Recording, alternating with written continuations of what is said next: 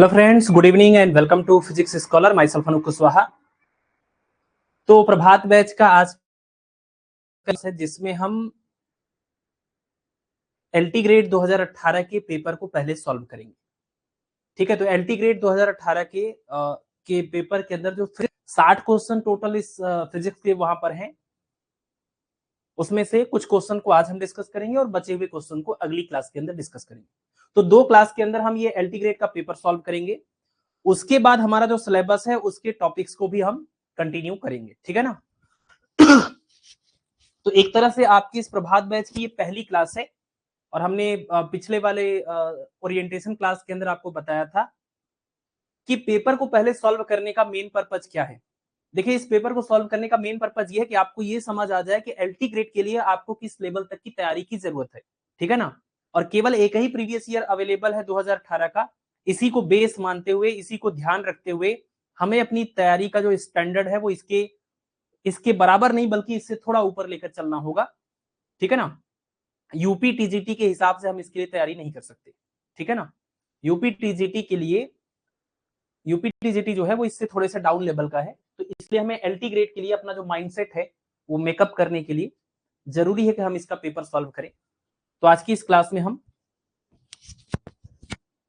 Class में हम ये पेपर सॉल्व करेंगे। चलिए, बहुत बहुत धन्यवाद आप लोगों को भी फिजिक्स स्कॉलर के ऊपर भरोसा करने के लिए। और ये बैच लॉन्चिंग के बाद एक बार कैंसिल हो चुका था और हमने ये सोच लिया था कि अब ये हम एलटी ग्रेड नहीं पढ़ाएंगे, हम सिर्फ पीजीटी के लेवल के जो एग्जाम्स हैं उसको पढ़ाएंगे। बट फाइनली आप लोगों ने दोबारा इस बैच को री-लॉन्च करवा दिया, तो अब इस बैच को लेकर चलेंगे, पूरे जोश और जुनून से लेकर चलेंगे और जितनी अपने अंदर क्षमता है, पोटेंशियल है, वो हम लगाएंगे। लेकिन आपको भी लगाना पड़ेगा, तभी इसका कोई रिजल्ट निकलेगा। आपको पता है कि एलटी ग्रेड में आपका फिजिक्स भी है, केमिस्ट्री भी है, जीएस भी है ना। तो सिर्फ फिजिक्स पढ़ करके सिलेक्शन नहीं हो सकता, लेकिन फिजिक्स में जितनी आपको रिक्वायरमेंट है, जितनी आपको नीड है, उसके लिए पूरी जी जान लगाएंगे। आपका एफर्ट हमसे भी और आगे होना चाहिए। आप केमिस्ट्री के लिए भी उतना ही एफर्ट करिए, आप जीएस के लिए भी उतना ही एफर्ट करिए। ठीक है ना। चलिए, गुड इवनिंग, नमस्कार आप सभी लोगों को। ऑडियो प्रॉब्लम अगर है तो एक बार आप रीज्वाइन कर लीजिए, रिफ्रेश करके, है ना, कि किसी किसी के साथ ये होता है, सबके साथ नहीं होगा, है ना। एक बार आप बैक करके वापस से इसको ज्वाइन करिए।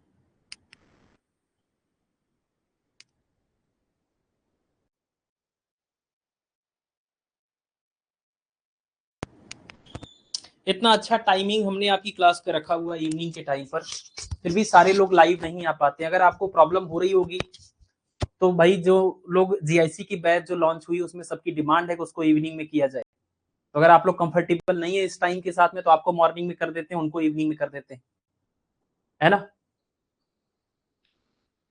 चलिए, तो शुरू करते हैं। और ये जितने भी क्वेश्चन इसमें आपको हम डिस्कस करने वाले हैं, तो आपको पता है अभी हमने सिलेबस तो पढ़ा नहीं, तो आपको बहुत परेशान होने की जरूरत नहीं है कि ये कहाँ से क्वेश्चन आ गया, ये समझ नहीं आ रहा है। ठीक है ना। बहुत कैजुअल इसको लेना है, बहुत आसानी से इसको आपको ये सब समझ में आएगा जब हम इस टॉपिक्स के अंदर डिटेल में डिस्कस करेंगे। आइए, पहला क्वेश्चन आप देखिए, क्वेश्चन नंबर 1, एलटी ग्रेड 2018 का ये फिजिक्स का पहला क्वेश्चन है। इसमें कह रहे हैं कि 2 long current carrying wires are kept parallel at a distance 2r between them. 2 long parallel, यहां हिंदी भी लिखा हुआ है, आप कोई भी जो भी कंफर्टेबल हो आप उसको पढ़िए। 2 long current carrying wires are kept parallel at a distance 2r। क्या किया गया है, दो पैरेलल वायर हैं, करंट कैरिंग वायर हैं, और इनको कितनी डिस्टेंस पर रखा गया है, 2r डिस्टेंस पर रखा गया है। ये सवाल में कह रहे हैं। And if current I and 2I respectively are flowing in these same direction, इन दोनों वायर के अंदर कितना करंट फ्लो हो रहा है, I and 2I current flow हो रहा है, और वो करंट किस डायरेक्शन में, सेम डायरेक्शन में। तो मान लीजिए ये सेम डायरेक्शन में I और 2I करंट हमने फ्लो करा दिया। The resultant magnetic field at the middle point between these two wire, ये जो दोनों लॉन्ग वायर्स हैं इनके बिल्कुल बीच वाले पॉइंट पर हमें क्या बताना, resultant magnetic field. Resultant magnetic field यानी परिणामी चुंबकीय क्षेत्र पता करना है। अब आप देखिए, ये जो बीच का पॉइंट है, अगर हम इस पॉइंट की बात करें तो ये पॉइंट इस पहले वायर से कितने डिस्टेंस पर होगा भाई, यहां से यहां तक 2r है, तो बिल्कुल बीच वाला जो पॉइंट होगा वो कितनी डिस्टेंस पर होगा, यहां से ये r डिस्टेंस पर होगा, और यहां से भी कितना होगा, ये r डिस्टेंस पर होगा, यही तो होगा। तो यानी इस बीच वाले पॉइंट पर जब हमें रिजल्टेंट मैग्नेटिक फील्ड निकालना है, परिणामी चुंबकीय क्षेत्र निकालना है, तो हम क्या करेंगे, ये टॉपिक आपने पढ़ा है कि लंबे वायर की वजह से, लंबे करंट कैरिंग वायर की वजह से विद्युत क्षेत्र, चुंबकीय क्षेत्र जो उत्पन्न होता है उसका फार्मूला। तो इस बिंदु पर अगर हमें इसको नाम दे देते बिंदु पी, बिंदु पी पर हमें चुंबकीय क्षेत्र निकालना है, तो हम क्या करेंगे, पहले इस वाले वायर की वजह से यहाँ चुंबकीय क्षेत्र निकालेंगे, फिर इस वाले वायर की वजह से चुंबकीय क्षेत्र निकालेंगे, फिर दोनों चुंबकीय क्षेत्र, दोनों मैग्नेटिक फील्ड का रिजल्टेंट निकालेंगे। रिजल्टेंट का मतलब ये हुआ कि पहले वायर का मैग्नेटिक फील्ड और दूसरे वायर का मैग्नेटिक फील्ड आपको देखना होगा सेम डायरेक्शन में है या अपोजिट डायरेक्शन में है। और मैग्नेटिक फील्ड एक वेक्टर क्वांटिटी है, तो जब भी दो वेक्टर सेम डायरेक्शन में होते हैं तो रिजल्टेंट उनके जोड़ के बराबर होता है, और जब अपोजिट डायरेक्शन में होते हैं तो रिजल्टेंट उनके डिफरेंस के बराबर होता है। तो पहले तो हम वैल्यू निकालेंगे, पहले वाले वायर की वजह से मैग्नेटिक फील्ड, इसका नाम अगर हम रख दें ए और इसका नाम रख दें क्या, बी, या तो ऐसा करिए इसका नाम रखिए एक्स और इसका नाम रखिए वाई, है ना, ये बी से कंफ्यूजन हो जाएगा, ये वाई। तो आप क्या निकालेंगे, मैग्नेटिक फील्ड, मैग्नेटिक फील्ड यानी चुंबकीय क्षेत्र, magnetic field at point P, at point P किसकी वजह से, ड्यू टू वायर एक्स, ये जो एक्स वायर है, इस वाले वायर की वजह से, इस वाले वायर की वजह से इस पॉइंट पी पर हमें मैग्नेटिक फील्ड निकालना है। मैग्नेटिक फील्ड का फार्मूला होता है बी बराबर म्यू नॉट अपान में 2 पाई और करंट अपान में डिस्टेंस, करंट अपान में डिस्टेंस। तो करंट कितना है, करंट आई है हमने लिख दिया, डिस्टेंस कितना है, डिस्टेंस आर है, ये भी लिख दिया, और इसका नाम रखेंगे बी1। इसका डायरेक्शन किधर होता है मैग्नेटिक फील्ड का, तो ये मैग्नेटिक फील्ड का डायरेक्शन पता करने का रूल है राइट हैंड थंब रूल, ठीक है ना, राइट हैंड थंब रूल से हम ये चुंबकीय क्षेत्र की दिशा भी पता कर सकते हैं। ये वायर में जो करंट फ्लो हो रहा है, अंगूठे को उस करंट के डायरेक्शन में रखना है, और जिस बिंदु पर आपको चुंबकीय क्षेत्र की दिशा पता करनी है वहां पर फिंगर्स को ले जाइए। तो ये देखिए करंट के डायरेक्शन में थंब हो गया, फिंगर्स हो गया पॉइंट पी पर, अब ये किधर मुड़ेगा, अंदर की तरफ मुड़ेगा, मतलब यहाँ जो मैग्नेटिक फील्ड है B1 वो अंदर की तरफ है, और अंदर की तरफ का जो मैग्नेटिक फील्ड होता है उसको हम क्रॉस से रिप्रेजेंट करते हैं, कैसे, इसको हम क्रॉस से रिप्रेजेंट करेंगे, ठीक है ना, इनवर्ड। ये हुआ हमारा इक्वेशन नंबर 1, ठीक है। दूसरा क्या क्या करेंगे, फिर हम निकालेंगे magnetic field at point P, at point P due to wire Y, है ना, जो दूसरा वाला वायर है उसकी वजह से मैग्नेटिक फील्ड को B2 बोलेंगे। तो आपको आंसर मिलेगा B2 इज इक्वल टू, ये हो जाएगा म्यू नॉट अपान में 2 पाई, और उसमें करंट कितना है, उसमें करंट आई की जगह पर 2i रखा जाएगा, और डिस्टेंस कितना है, वहां से भी डिस्टेंस r है, ये आपका इक्वेशन नंबर 2 बन जाएगा। और ये वाला मैग्नेटिक फील्ड किधर होगा, B2, आप देखिए ये वायर जो है, इस वायर के डायरेक्शन में थंब को रखना है, जिस डायरेक्शन में करंट फ्लो हो रहा है उधर अंगूठे को रखेंगे, और जहां मैग्नेटिक फील्ड पता करना वहां फिंगर्स को रखेंगे, तो ये इधर से इधर जाएगा, और ये बाहर की तरफ मुड़ रहा है, यानी ये B2 मैग्नेटिक फील्ड बाहर की तरफ होगा, तो बाहर की तरफ मैग्नेटिक फील्ड को हम कैसे दिखाएंगे, इसको हम डॉट से रिप्रेजेंट करेंगे, ठीक है ना, ये हो जाएगा आउटवर्ड डायरेक्शन, बाहर की तरफ आउटवर्ड डायरेक्शन, इक्वेशन नंबर 2। तो इन दोनों वायर की वजह से पॉइंट पी पर जो मैग्नेटिक फील्ड B1 और B2 आ रहा है वो अलग अलग दिशा में है, ये वाला अंदर की तरफ है और ये वाला बाहर की तरफ है, और अगर आप ध्यान से देखें सब कुछ बिल्कुल सेम सेम है, सिर्फ इसमें आई है और इसमें 2i है, यानी ये वाला मैग्नेटिक फील्ड B2 बड़ा है, B2 वाला मैग्नेटिक फील्ड B1 से बड़ा है, और B2 की दिशा किधर है, बाहर की तरफ, और B1 की दिशा किधर है, अंदर की तरफ। तो परिणामी मैग्नेटिक फील्ड किधर आएगा, बाहर वाले की तरफ ज्यादा मैग्नेटिक फील्ड है और अंदर की तरफ कम है, तो बड़े वाले मैग्नेटिक फील्ड में से छोटे वाले को माइनस कर देंगे, फाइनल मैग्नेटिक फील्ड बाहर की तरफ आएगा, है ना। तो आप क्या बोलेंगे, आप बोलेंगे resultant magnetic field B is equal to B2 minus B1। B2 minus B1 क्यों कर रहे हैं, क्योंकि B2 बड़ा है B1 से, बड़े में से छोटे को माइनस करते हैं, और ये जो फाइनल मैग्नेटिक फील्ड आएगा उसकी दिशा किधर होगी, बड़े वाले की दिशा में होगी। एग्जाम्पल के लिए आप ऐसे मानिए कि एक वस्तु है, उस पर 3 न्यूटन का फोर्स इधर लगा, 5 न्यूटन का फोर्स इधर लगा, तो परिणामी बल कितना हो गया, 5 माइनस 3, 3 माइनस 5 नहीं, 5 माइनस 3 कितना गया 2 न्यूटन, और वो 2 न्यूटन की दिशा किधर होगी, जो बड़ा वाला बल था उधर की दिशा में हो जाएगा, यानी 5 न्यूटन वाले की दिशा में 2 न्यूटन का परिणामी बल लगेगा। तो B बराबर B2 माइनस B1। इस वाले में से इस वाले को माइनस कर दीजिए, तो माइनस करने पर क्या होगा, सब कुछ तो सिमिलर ही दिख रहा है ना, क्या है म्यू नॉट अपान में 2 पाई और ये 2i अपान r, फिर माइनस करिए, ये है आपका अगला म्यू नॉट अपान में 2 पाई और यहाँ पर हो जाएगा ये i अपान में r। अब इसको क्या करेंगे, सब कुछ कॉमन है, ये 2 माइनस 1 करेंगे तो 1 हो जाएगा, यानी आंसर आ जाएगा म्यू नॉट अपान में 2 पाई और फिर यहाँ पर आएगा i अपान r, और इसकी दिशा किधर होगी, तो इस परिणामी चुंबकीय क्षेत्र की दिशा हो जाएगी बाहर की तरफ। बाहर की तरफ का मतलब ये आप इसको कैसे दिखाएंगे, इसको आप दिखाएंगे ये डॉट से, यानी कि आप कहेंगे कौन सी दिशा है, ये आउटवर्ड डायरेक्शन, इस बोर्ड की प्लेन की परपेंडिकुलर बाहर की तरफ, ये आपका मैग्नेटिक फील्ड हो जाएगा। ये क्वेश्चन नंबर 1। तो म्यू नॉट अपान 2 पाई r और i, option number D correct हो जाएगा, ठीक है ना, ऑप्शन नंबर डी करेक्ट हो जाएगा। ठीक है, ठीक है, ठीक है, समय जो है ये अच्छा है तो यही रहेगा, क्योंकि आप इसी समय पर धीरे धीरे ढल जाएंगे और समय चेंज करने में फिर बहुत प्रॉब्लम क्रिएट होगी। ठीक है, अगला क्वेश्चन नंबर 2 देखिए, इसमें कह रहे हैं कि arrange in decreasing order of power consumption for the same light output. Arrange in decreasing order of power consumption for same light output, मतलब यहां पर कुछ इंस्ट्रूमेंट दिया है, वो इंस्ट्रूमेंट क्या कर रहे हैं, इलेक्ट्रिकल एनर्जी को, यहां से हम इलेक्ट्रिकल एनर्जी देंगे और यहां से लाइट एनर्जी बाहर निकलेगी।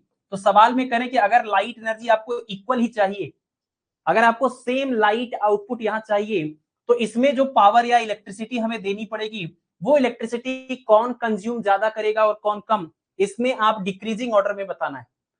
मतलब सेम रिजल्ट पाने के लिए, बराबर लाइट पाने के लिए, जिसमें सबसे ज्यादा बिजली की खपत होगी, सबसे ज्यादा हमें एनर्जी देनी पड़ेगी, वो पहले लिखा जाएगा, उसके उससे कम वाला उसके बाद में और सबसे कम वाला लास्ट में। ठीक है ना, डिक्रीजिंग ऑर्डर में लिखना है। सेम लाइट आउटपुट पाने के लिए पावर कंजम्पशन का डिक्रीजिंग ऑर्डर लिखना है। तो आपको पता ही होगा, जो हमारे घरों में जो फिलामेंट वाला बल्ब होता है, जो 100 वाट वाला बल्ब आप यूज करते हैं फिलामेंट वाला, वो क्या करता है, इलेक्ट्रिसिटी का ज्यादा से ज्यादा हिस्सा वो हीट में कन्वर्ट कर देता है और कुछ हिस्सा वो लाइट में कन्वर्ट करता है। यानी जो फिलामेंट वाला बल्ब है वो दिए गए इलेक्ट्रिकल एनर्जी का कम हिस्सा लाइट में कन्वर्ट कर पा रहा है, तो यहाँ आउटपुट कम मिलता है ना, तो ज्यादा ये कंजम्पशन करेगा तब एक प्रॉपर लाइट आपको मिल देगा। लेकिन उतना ही लाइट पाने के लिए अगर आप फिलामेंट वाले बल्ब की जगह पर ट्यूबलाइट इस्तेमाल करें तो वो कम बिजली खाएगा। अगर उतनी ही लाइट पानी है तो उतनी ही लाइट पाने के लिए फिलामेंट बल्ब में ज्यादा एनर्जी खर्च होगी, क्योंकि वो उस एनर्जी का बहुत सारा हिस्सा हीट में कन्वर्ट कर देगा।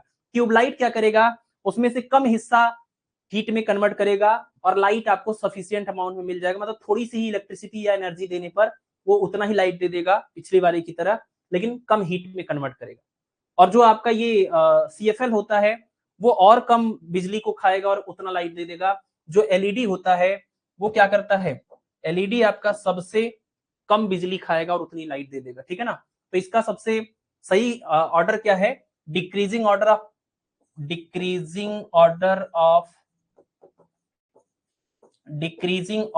Power consumption, decreasing order of power consumption. इसमें से सबसे ज्यादा कौन कंज्यूम करेगा, फिलामेंट बल्ब सबसे ज्यादा कंज्यूम करेगा।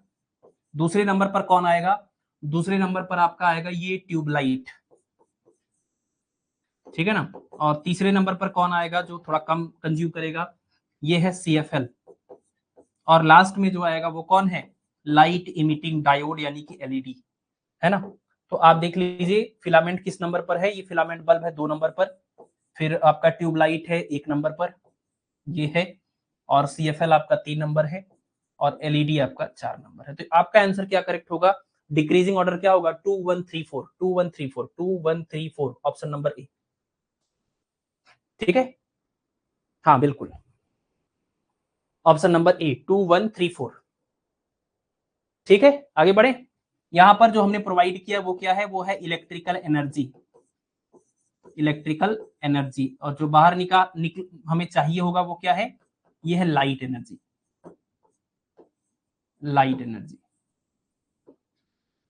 चलिए अगला सवाल क्वेश्चन नंबर 3, इसमें देखिए कह रहे हैं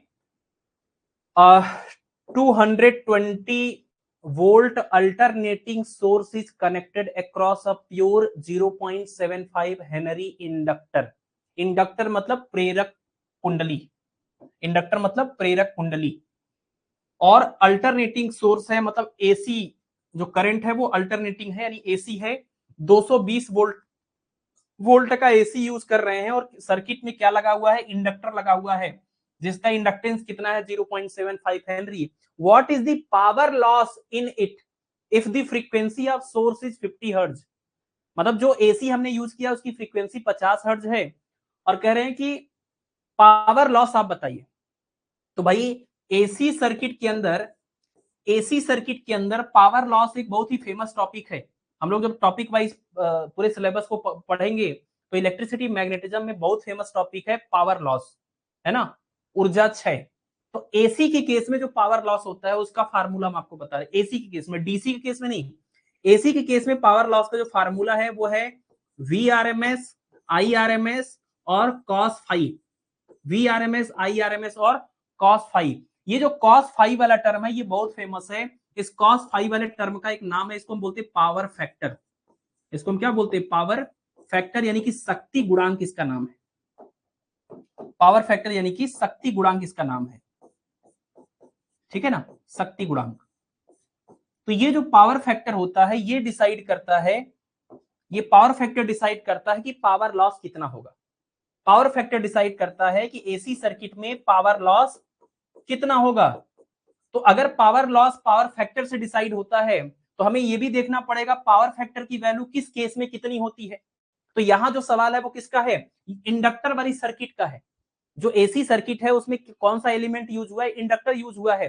तो हमारे पास एक फेजर डायग्राम है जिसको आपको याद रखना चाहिए। यहाँ फाई क्या है, फाई है वोल्टेज और करंट के बीच का फेज डिफरेंस, है ना, वोल्टेज और करंट के बीच का कलांतर है, ये फेज डिफरेंस है, जिसके लिए आपको ये याद रखना चाहिए कि ये है वी आर, ये है ऊपर वी एल और यहाँ है आपका वी सी, और इसी डायरेक्शन में कौन है, ये करंट भी है, ये करंट भी है। तो ये करंट का डायरेक्शन है। अगर देखिए इंडक्टर है तो इंडक्टर यानी इंडक्टेंस के लिए ये एल यूज होता है, और कैपेसिटर अगर होता तो उसके लिए सी यूज होता, रजिस्टर अगर होता तो उसके लिए आर यूज होता। तो अगर आप ध्यान से देखें, अगर हम कोई भी आर वाले सर्किट को छोड़ दें, आर वाले सर्किट को अगर हम छोड़ दें यानी रेजिस्टेंस लेस सर्किट की बात करें, रेजिस्टेंस लेस सर्किट, ध्यान दीजिएगा, रेजिस्टेंस लेस सर्किट का मतलब वो सर्किट जिसमें रेजिस्टेंस वाला पार्ट नहीं आता है, उसके लिए वोल्टेज वी एल और सी, मतलब इसको बोलते हैं एल सर्किट। एल सर्किट की बात करते हैं, एल सर्किट मतलब इंडक्टर। एल सर्किट क्या है, एक रेजिस्टेंस लेस सर्किट है, इसमें रेजिस्टेंस नहीं आ रहा है।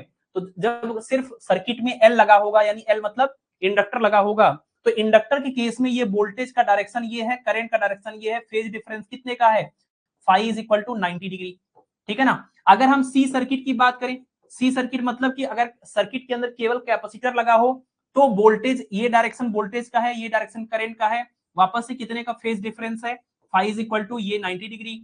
अगर हम प्योर एल सर्किट या प्योर सी सर्किट की बजाय एलसी सर्किट की भी बात करें तो एलसी सर्किट में एक एल, ये वोल्टेज इधर होगा, एक वोल्टेज इधर होगा, इन दोनों वोल्टेज का रिजल्टेंट या तो ऊपर की तरफ आएगा या तो नीचे की तरफ आएगा, जो इस करंट के साथ 90 डिग्री का एंगल बनाएगा। तो एलसी सर्किट भी कैसा सर्किट है, ये भी एक रेजिस्टेंस लेस सर्किट है, इसके लिए भी वोल्टेज और करंट का फेज डिफरेंस कितना होता है, 90 डिग्री। ये बात याद रखिएगा, रेजिस्टेंस लेस सर्किट मतलब जिसमें रेजिस्टेंस ना हो बस। तो कौन कौन हो सकता है, प्योर एल, प्योर सी और एलसी। ये तीनों सर्किट में वोल्टेज और करंट के बीच का फेज डिफरेंस 90 डिग्री आ रहा है। तो अब आप बताइए, ये सवाल आपका प्योर इंडक्टर का है ना।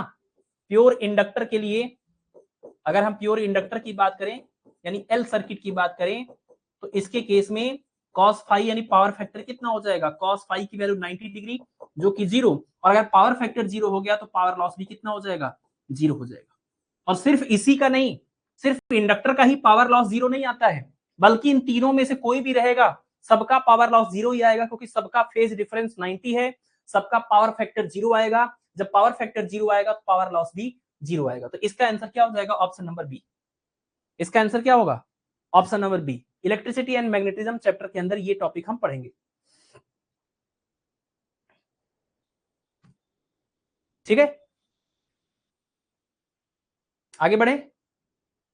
कोई डाउट है तो आप पूछते चलेंगे, ठीक है ना। ये जो भी टॉपिक्स हम डिस्कस कर रहे हैं, अगर कुछ डाउट है तो आप पूछते चलेंगे।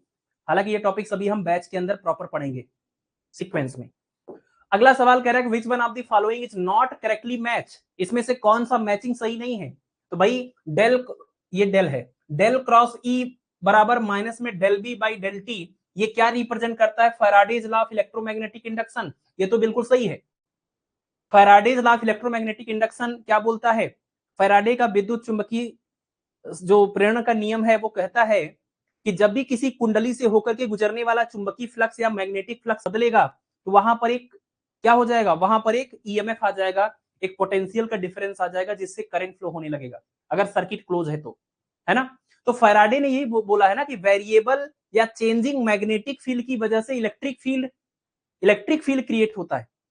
चेंजिंग मैग्नेटिक फील्ड से इलेक्ट्रिक फील्ड क्रिएट होता है, यही तो Faraday's law of electromagnetic induction है। और ये वही लिखा है, बस डिफरेंशियल फॉर्म में लिखा है। ये क्या है, डिफरेंशियल फॉर्म में लिखा है। इसको मैक्सवेल का थर्ड इक्वेशन भी बोलते हैं। देखिए मैक्सवेल की अगर हम इक्वेशन की बात करें ना, हम पहले बता ही देते हैं आपको। मैक्सवेल इक्वेशन की बात करें तो मैक्सवेल ने क्या किया था, इलेक्ट्रिसिटी और मैग्नेटिज्म को आपस में कनेक्ट कर दिया, है ना। इन्होंने बताया कि इलेक्ट्रिसिटी और मैग्नेटिज्म दो अलग अलग ब्रांचेज नहीं है, बल्कि एक ही सिक्के के दो पहलू हैं। तो इन्होंने चार इक्वेशन दिया। एक पहला था del dot E equal to rho upon epsilon not, दूसरा था del dot B is equal to 0, और तीसरा था del cross E equal to minus में del B by del T, और लास्ट वाला जो था वो क्या था, वो था आपका del cross B is equal to, ये आपका था म्यू नॉट में जे प्लस में म्यू नॉट एप्सिलॉन नॉट, और ये डेल ई अपान में डेल टी। ये आपके चार इक्वेशंस थे जिनको हम क्या बोलते हैं, मैक्सवेल के चार इक्वेशन। और इसमें से जो पहला इक्वेशन मैक्सवेल का है उसका नाम क्या है, इसको बोलते हैं Gauss law of electrostatic, Gauss law of electrostatic बोलते हैं।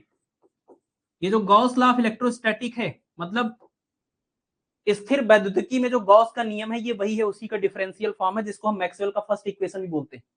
गॉस लॉ ऑफ इलेक्ट्रोस्टैटिक को ही मैक्सवेल का फर्स्ट इक्वेशन बोलते हैं। ये क्या है, ये है गॉस लॉ ऑफ मैग्नेटोस्टैटिक्स, ये है गॉस लॉ ऑफ मैग्नेटोस्टैटिक्स, इसको हम मैक्सवेल का सेकंड इक्वेशन बोलते हैं। ये क्या है, ये है Faraday's law of electromagnetic induction, ये है Faraday's law of electromagnetic induction जो कि यहां पर दिया है। और ये क्या है, इसको बोलते हैं एम्पियर मैक्सवेल सर्किटल लॉ, इसको बोलते हैं एम्पियर मैक्सवेल सर्किटल लॉ,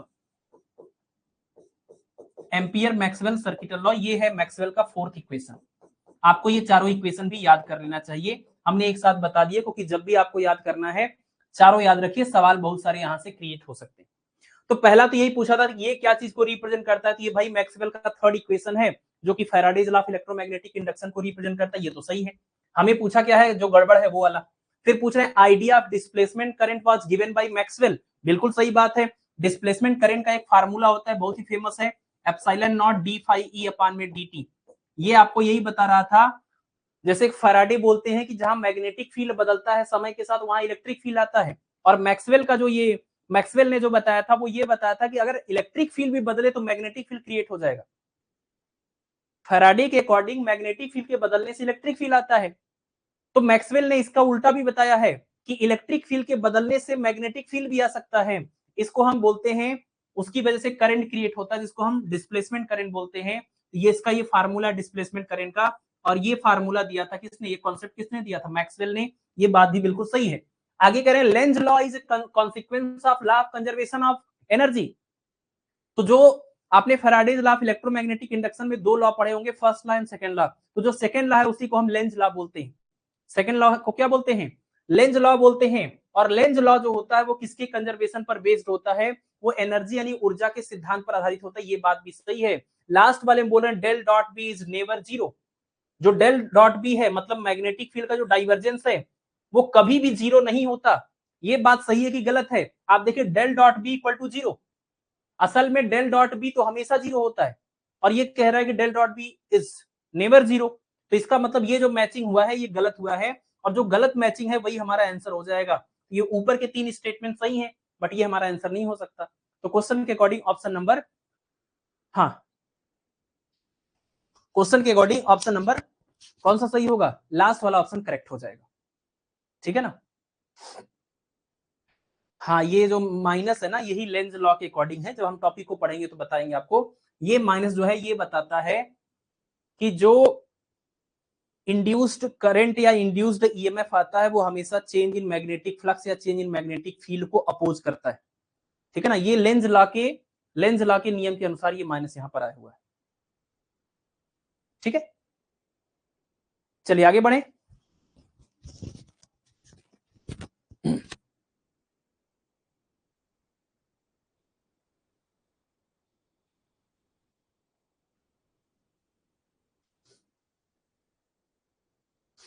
ठीक है, चलिए आगे। नेक्स्ट पॉइंट क्या है? विच of the following particle does not obey the Pauli's exclusion principle? इसमें से कौन सा पार्टिकल है जो पाउलीज एक्सक्लूजन प्रिंसिपल को, पाउली के अपवर्जन सिद्धांत का पालन नहीं करता है? देखिए, दो तरह के पार्टिकल होते हैं, एक होते हैं बोसॉन और एक होते हैं फर्मियन। एक होते हैं बोसॉन और एक होते हैं फर्मियन। बोसॉन वो होते हैं जिनका स्पिन कैसा होता है? इंटीजर होता है। बोसॉन वो होते हैं जिनका स्पिन इंटीजर होता है 0 1 2 3 इस टाइप का। फर्मियन वो होते हैं जिनका स्पिन हाफ इंटीजर होता है, मतलब 1/2 3/2 5/2 इस टाइप का होता है।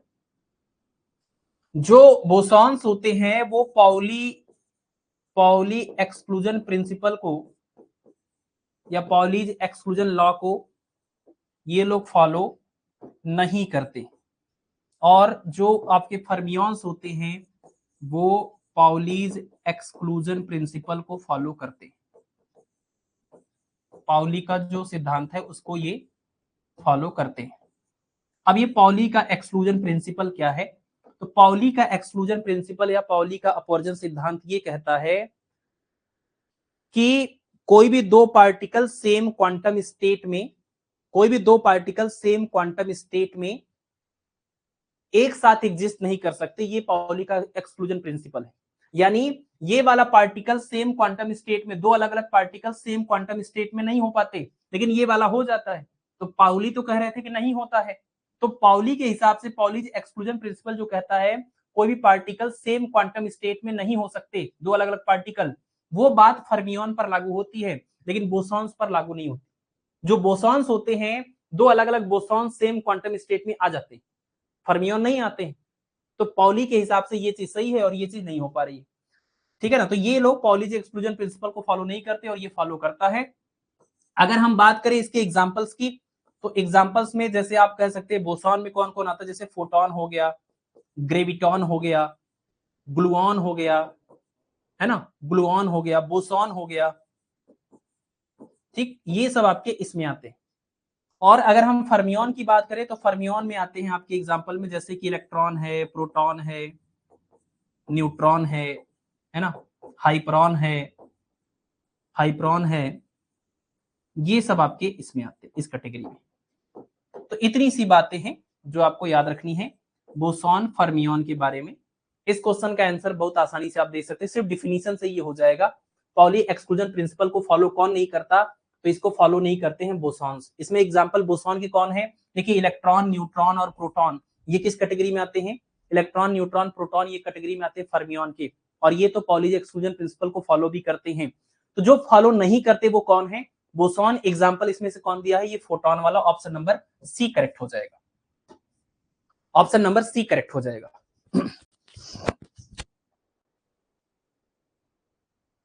ठीक है,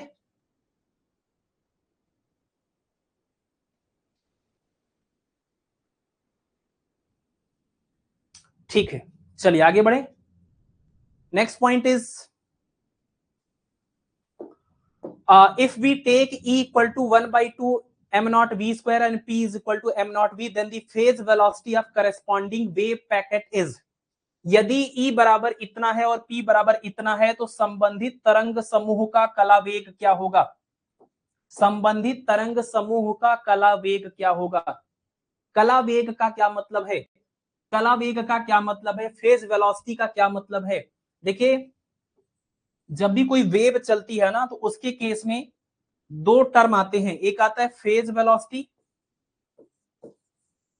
एक होता है फेज वेलोसिटी और एक होता है group velocity, phase velocity and group velocity. यानी कि इसको बोलते हैं कला वेग और इसको क्या बोलते हैं, इसको बोलते हैं समूह वेग, कला वेग और समूह वेग, phase velocity and group velocity. इसको वी पी से रिप्रेजेंट करेंगे, इसको वी जी से रिप्रेजेंट करेंगे, G for group, P for phase. इसके लिए फार्मूला होता है omega upon K is equal to energy E upon में मोमेंटम पी। इसके लिए फार्मूला होता है डी ओमेगा अपान डी के और यहां पर हो जाएगा आपका डी ई अपान में डी। ठीक है ना, ये आपको याद रखना चाहिए, ये दोनों फार्मूले आपको याद रखने चाहिए।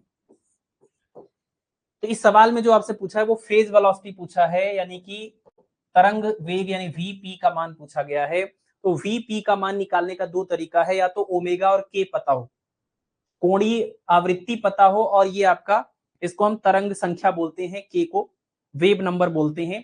अगर ये दोनों चीजें पता है तब भी आप निकाल सकते हैं, या फिर एनर्जी और मोमेंटम पता हो, ऊर्जा और संवेग पता हो, तब भी आप फेज वेलोसिटी निकाल सकते हैं। इस सवाल में ये एनर्जी भी दिया है और मोमेंटम भी दिया है, तो हम इस फार्मूले से निकालेंगे। एनर्जी की वैल्यू कितनी है 1/2 एम नॉट और वी का स्क्वायर, और मोमेंटम की वैल्यू कितनी है, ये है आपका एम नॉट और वी। एम नॉट से एम नॉट कैंसिल हो जाएगा, एक वी से एक वी कैंसिल हो जाएगा, आंसर आएगा v/2। आंसर कितना आएगा v/2, option number A correct हो जाएगा। ठीक है ना, ऑप्शन नंबर ए करेक्ट हो जाएगा। नहीं इसमें डी कैसे आ रहा है भाई, ऑप्शन नंबर ए आएगा ना। अच्छा ये जो डी वाला टर्म है वो एक जगह पर आता है, एक रिलेशन है इसमें, वी जी इंटू में V P is equal to C square. ठीक है, ये फार्मूला है, वी जी इंटू में V P is equal to C square, option number A correct हो जाएगा। ठीक है, आगे बढ़े, चलिए नेक्स्ट है हमारा क्वेश्चन नंबर 7। कह रहे the maximum rectification efficiency of a half wave rectifier is, the maximum rectification efficiency of a half wave rectifier is. देखिए दो तरह के रेक्टिफायर होते हैं, रेक्टिफायर मतलब समझ रहे हैं, रेक्टिफायर का मतलब होता है दिष्टकारी, रेक्टिफायर का मतलब दिष्टकारी जो एसी को डीसी में कन्वर्ट करे। ये क्या करता है, रेक्टिफायर क्या करता है, ये अल्टरनेटिंग करंट को डायरेक्ट करंट में कन्वर्ट करता है, एसी को डीसी में। तो एसी को डीसी में जो कन्वर्ट करेगा उसको हम रेक्टिफायर या दिष्टकारी बोलेंगे। और ये दिष्टकारी का काम कौन करता है, ये काम करता है आपका डायोड। कौन करता है, डायोड। डायोड जो होता है, पीएन जंक्शन डायोड जो होता है वो रेक्टिफायर का काम करता है, दिष्टकारी का काम करता है, एसी को डीसी में कन्वर्ट करने का काम आता है, करता है।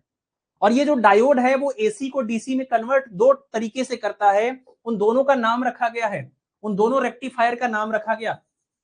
जो डायोड आपका है वो रेक्टिफायर में इस्तेमाल तो होता है, लेकिन दो अलग अलग तरीके से इस्तेमाल होता है। एक को बोलते हैं half wave rectifier, half wave rectifier एक को बोलते हैं, और दूसरे वाले को बोलते हैं क्या, दूसरे वाले को बोलते हैं full wave rectifier, full wave rectifier. अर्ध तरंग दिष्टकारी और हाफ वेव रेक्टिफायर और फुल वेव रेक्टिफायर, यानी अर्ध तरंग दिष्टकारी, अर्ध तरंग दिष्टकारी, और इसको बोलते हैं पूर्ण तरंग दिष्टकारी, पूर्ण तरंग दिष्टकारी। ठीक है, चलिए अब इनके फार्मूले की बात कर लेते हैं। तो जो हाफ वेव रेक्टिफायर होता है, जो हाफ वेव रेक्टिफायर होता है, इसकी दक्षता का फार्मूला, इसकी इफिशियंसी का फार्मूला होता है ईटा इज इक्वल टू, ये होता है 40.6 अपान में 1 प्लस आर एफ अपान में आर एल, ये फार्मूला होता है। और जो फुल वेव रेक्टिफायर होता है इसकी इफिशियंसी का फार्मूला होता है इसका जस्ट दो गुना 81.2, और अपान में आता है 1 प्लस में आर एफ और अपान में यहाँ पर आर एल। देखिए जब रेक्टिफायर की तरह हम यूज करते हैं इस डायोड को दो तरीके से, तो इसमें जो पीएन जंक्शन डायोड है वो यूज होता है फॉरवर्ड बायस में। तो फॉरवर्ड बायस में जब यूज होता है तो जो डायोड का रेजिस्टेंस है वो फॉरवर्ड रेजिस्टेंस यहाँ पर यूज होगा, और आरएल का मतलब जिस रेजिस्टेंस के अक्रॉस हम आउटपुट मेजर करते हैं, आउटपुट की वैल्यू जहां पर जिस रेजिस्टेंस के अक्रॉस मेजर करते हैं वो रेजिस्टेंस को लोड रेजिस्टेंस बोलते हैं। तो अगर ऐसा इसमें कंडीशन बन जाए, क्या अगर इसमें ये कंडीशन बन जाए कि फॉरवर्ड जो रेजिस्टेंस है वो लोड रेजिस्टेंस से बहुत कम हो जाए, अगर फॉरवर्ड रेजिस्टेंस लोड रेजिस्टेंस से बहुत कम हो जाए तो ऐसे में क्या होगा, अगर ये नंबर बहुत छोटा हो जाए, ये नंबर बड़ा हो जाए, तो डिवाइड करने पर ये नंबर जो आएगा वो एक से बहुत छोटा आएगा, और अगर ये एक से बहुत छोटा है तो एक में जोड़ने घटाने से कोई फर्क भी नहीं पड़ेगा, तो कुल मिला के ये वाला पार्ट 1 हो जाएगा। तो ईटा की जो मैक्सिमम वैल्यू आएगी वो यहाँ पर आएगी कितनी, ये आ जाएगी 40.6%। ये ध्यान रखना है, ये जो हमने ऊपर लिखा है फार्मूला परसेंटेज के केस में है, ये परसेंट में आंसर है, और ये जनरल फार्मूला है। अगर ये कंडीशन बनेगी तब ये मैक्सिमम आपको रिजल्ट देखने को मिलेगा, ठीक है ना। इसी तरह से यहां पर भी होता है, इसमें भी अगर वही बात हो जाए कि अगर फॉरवर्ड रेजिस्टेंस बहुत ही कम हो जाए लोड रेजिस्टेंस से, तो ऐसे में ईटा की जो मैक्सिमम वैल्यू हो जाती है वो कितनी हो जाती है, वो हो जाती है 81.2%। ठीक है, तो अगर आपसे ये पूछा जाए हाफ वेव रेक्टिफायर या फुल वेव रेक्टिफायर की मैक्सिमम इफिशियंसी बताइए, तो ये है मैक्सिमम इफिशियंसी का फार्मूला, मैक्सिमम इफिशियंसी का फार्मूला। तो ये सवाल था हाफ वेव रेक्टिफायर का, तो हाफ वेव के लिए ऑप्शन नंबर डी करेक्ट हो जाएगा, ठीक है ना। मैक्सिमम इफिशियंसी का formula option number D correct हो जाएगा।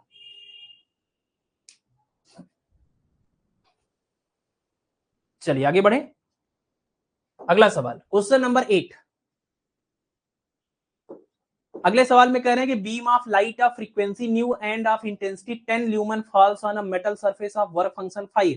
मतलब कि एक मेटल का सरफेस है, क्या है, ये है मेटल का सरफेस, ये मेटल का सरफेस, और इसका जो कार्यफलन है या वर्क फंक्शन है वो कितना है, 5 है। इस पर जो लाइट आके गिर रही वो लाइट की तीव्रता यानी इंटेंसिटी सॉरी फ्रीक्वेंसी कितनी है, ये है न्यू। आने वाली लाइट की फ्रीक्वेंसी दिया है और उसकी इंटेंसिटी दिया है, हालांकि हमें इंटेंसिटी से कोई लेना देना नहीं है इसलिए हम इस वाले पार्ट को छोड़ रहे हैं, अभी कोई मतलब नहीं है। तो सवाल में ये पूछ रहा है कि in which of the following condition there shall be no emission of electron. ऐसी कौन सी कंडीशन है जिसमें इस मेटल के सरफेस से इलेक्ट्रॉन नहीं निकलेगा। तो भाई आपने एक टॉपिक पढ़ा जिसको हम बोलते हैं फोटो इलेक्ट्रिक इमिशन या photo electric effect. Photo electric effect की जो फिनोमेना है वो क्या बोलती है, फोटो इलेक्ट्रिक इफेक्ट की फिनोमेना में हमें ये पता है जब भी किसी मेटल के सरफेस पर, जब भी किसी धातु की सतह पर प्रकाश आके गिरेगा, जब भी किसी धातु यानी मेटल के सरफेस पर लाइट आके गिरेगी और आने वाले लाइट की एनर्जी, आने वाले लाइट की एनर्जी इस मेटल के वर्क फंक्शन से ज्यादा होगी, इस मेटल के वर्क फंक्शन से ज्यादा होगी या बराबर होगी, तभी इलेक्ट्रॉन निकलेगा। अगर इसकी एनर्जी इसके वर्क फंक्शन से कम हुई तो इलेक्ट्रॉन नहीं निकलेगा। तो यानी फोटो इलेक्ट्रिक इफेक्ट में इमिशन कब होता है, इमिशन कब होता है, तो इमिशन होने की ये कंडीशन है कि आने वाले फोटोन की energy must be greater or equal to work function of the metal. Photo electric emission तभी होगा, फोटो इलेक्ट्रिक इफेक्ट की फिनोमेना में emission is possible only when, emission is possible when, electron का उत्सर्जन यहां पर कब होगा, ये केवल तब होगा जब आने वाले फोटोन की ऊर्जा, आने वाले फोटोन की एनर्जी इस मेटल के वर्क फंक्शन यानी कार्यफलन से या तो ज्यादा हो या तो बराबर हो। ज्यादा होगी या बराबर होगी तभी इलेक्ट्रॉन निकलेगा, अगर इससे कम हुआ तो इलेक्ट्रॉन नहीं निकलेगा। तो ये आपका इस केस में केवल पॉसिबल है। और एनर्जी का, फोटोन की एनर्जी का फार्मूला, जो लाइट आ रही है उसके फोटोन की एनर्जी क्या, ई बराबर एच न्यू। प्लांक का क्वांटम सिद्धांत कहता है ई बराबर एच न्यू ग्रेटर और इक्वल टू 5, यानी अगर आप न्यू की वैल्यू निकालेंगे तो न्यू इज ग्रेटर और इक्वल टू 5 अपान में एच। तो किस किस कंडीशन में, कौन सी कंडीशन में यहां से इलेक्ट्रॉन निकल सकता है, यही कंडीशन है कि फ्रीक्वेंसी का मान पाई अपान 5 अपान एच से या तो ज्यादा हो या तो बराबर हो, केवल इस कंडीशन में ही फोटो इलेक्ट्रिक इमिशन होगा। अगर अगर फ्रीक्वेंसी का मान 5 अपान एच के मान से ज्यादा होगा और बराबर होगा तब होगा, अगर इससे कम हो गया तो ऐसे में नो इमिशन, ऐसे में क्या होगा, नो इमिशन, कोई भी फोटो इलेक्ट्रिक इफेक्ट की वजह से इलेक्ट्रॉन नहीं निकलेगा, ठीक है ना। अगर इसका उल्टा कुछ कर दिया हमने तो इलेक्ट्रॉन नहीं निकलेगा। एक कंडीशन यहां पर दिया है option number B, frequency nu less than phi upon H, इस केस में कोई भी इमिशन नहीं होगा। यही तो पूछा गया था, कौन से केस में इमिशन नहीं होगा, बाकी तीनों में होगा, इसमें नहीं हो पाएगा। ठीक है ना।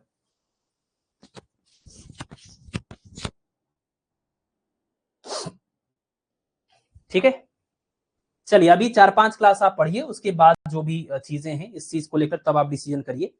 वो हमने आपको पहले ही बता रखा है, तो उस बारे में अभी डिस्कस करने का कोई फायदा नहीं है। आराम से अभी आप पढ़िए 3-4 क्लास। चलिए अगला टॉपिक है हमारा,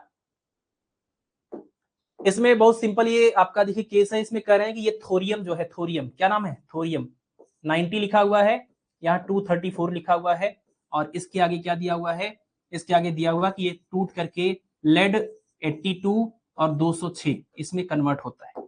समझ रहे हैं, आपको पता है ना, कोई भी रेडियो एक्टिव सब्सटेंस, कोई भी रेडियो एक्टिव सब्सटेंस जो होता है वो जब टूटता है तो उसमें से अल्फा बीटा गामा रेज निकलती, अल्फा बीटा गामा जो रेज निकलती हैं। अब वो हमें नहीं पता, इस सवाल में जो दिया है कि थोरियम 9234 जो है इसमें से कितने अल्फा बीटा निकले होंगे, कितने अल्फा बीटा निकले होंगे कि ये जो थोरियम 90 और 234 था वो लेड 82 और 206 में कन्वर्ट हो गया। यानी हमें बताना है बीच में कितने अल्फा और बीटा पार्टिकल यहां से निकले हुए। तो एक फार्मूला है, उसको आप याद रखिए, अल्फा पार्टिकल की संख्या, नंबर ऑफ अल्फा पार्टिकल, बहुत ही फेमस ये चीज है, आप इसको याद रख लीजिए, बार बार ये सवाल आता भी रहता है ना। और भी एग्जाम जो आपके हैं यूपी टीजीटी और टीजीटी वाले, उसमें भी आता है। तो नंबर ऑफ अल्फा पार्टिकल का सिंपल तरीका है change in mass number upon में 4, change in mass number upon में 4। और number of beta particle, number of beta particle का फार्मूला क्या है, इसका फार्मूला है 2 times number of alpha particle minus में जेड ऑफ रिएक्टेंट माइनस में जेड ऑफ प्रोडक्ट। जेड मतलब क्या है, एटॉमिक नंबर। आपको पता ही होगा, कोई भी एलिमेंट लिखा जाता है, अगर ये कोई एलिमेंट है, कोई भी एलिमेंट, जैसे यहाँ लेड लिखा हुआ है तो हमने सिंबल एक्स बना दिया, यहाँ थोरियम लिखा है तो हमने एक्स बना दिया। कोई भी ऐसा एक रैंडम एलिमेंट हो तो यहाँ नीचे लिखा होता है एटॉमिक नंबर जेड, ऊपर लिखा होता है मास नंबर ए। ये क्या है, ये है मास नंबर यानी द्रव्यमान संख्या। इसको क्या बोलते हैं, मास नंबर यानी द्रव्यमान संख्या। इसको क्या बोलते हैं, इसको हम बोलते हैं एटॉमिक नंबर, एटॉमिक नंबर यानी परमाणु संख्या, सॉरी परमाणु क्रमांक। ठीक है ना, परमाणु क्रमांक, इसको बोलते हैं द्रव्यमान संख्या, परमाणु क्रमांक या द्रव्यमान संख्या। ठीक है, तो ये फार्मूला बस आपको याद रखना है और कुछ करना है नहीं, बहुत सिंपल हो गया अब ये सवाल। अब आप देखिए करना क्या है आपको, change in delta A, delta A का मतलब, डेल्टा ए मतलब change in mass number. Mass number कहाँ लिखा जाता है, ऊपर लिखा जाता है। ये ऊपर देखिए 234 से कितना हो गया, 206 हो गया, कितने का चेंज हो गया, तो यहाँ हम लिखेंगे 234 में से 206 माइनस करेंगे और क्या, और बटे में 4 करेंगे, तो कितना आएगा, 234 में से 6 माइनस करेंगे 28, 28 बटे 7 करेंगे, कितना हो जाएगा, 7 हो जाएगा।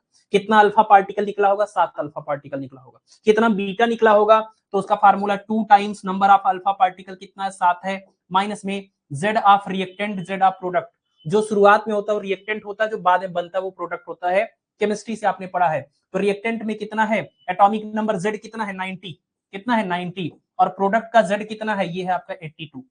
बस हो गया, 14 माइनस में ये आएगा कितना, यहां से आएगा 8, तो 14 में से 8 माइनस करेंगे कितना हो जाएगा, 6 हो जाएगा, ये हो जाएगा 6। यानी कुल मिला के आंसर क्या हो गया, 7 हो गए अल्फा पार्टिकल और 6 हो गया आपका बीटा पार्टिकल। ये आंसर है, 7 alpha and 6 beta, 7 alpha and 6 beta, option number C. ठीक है ना,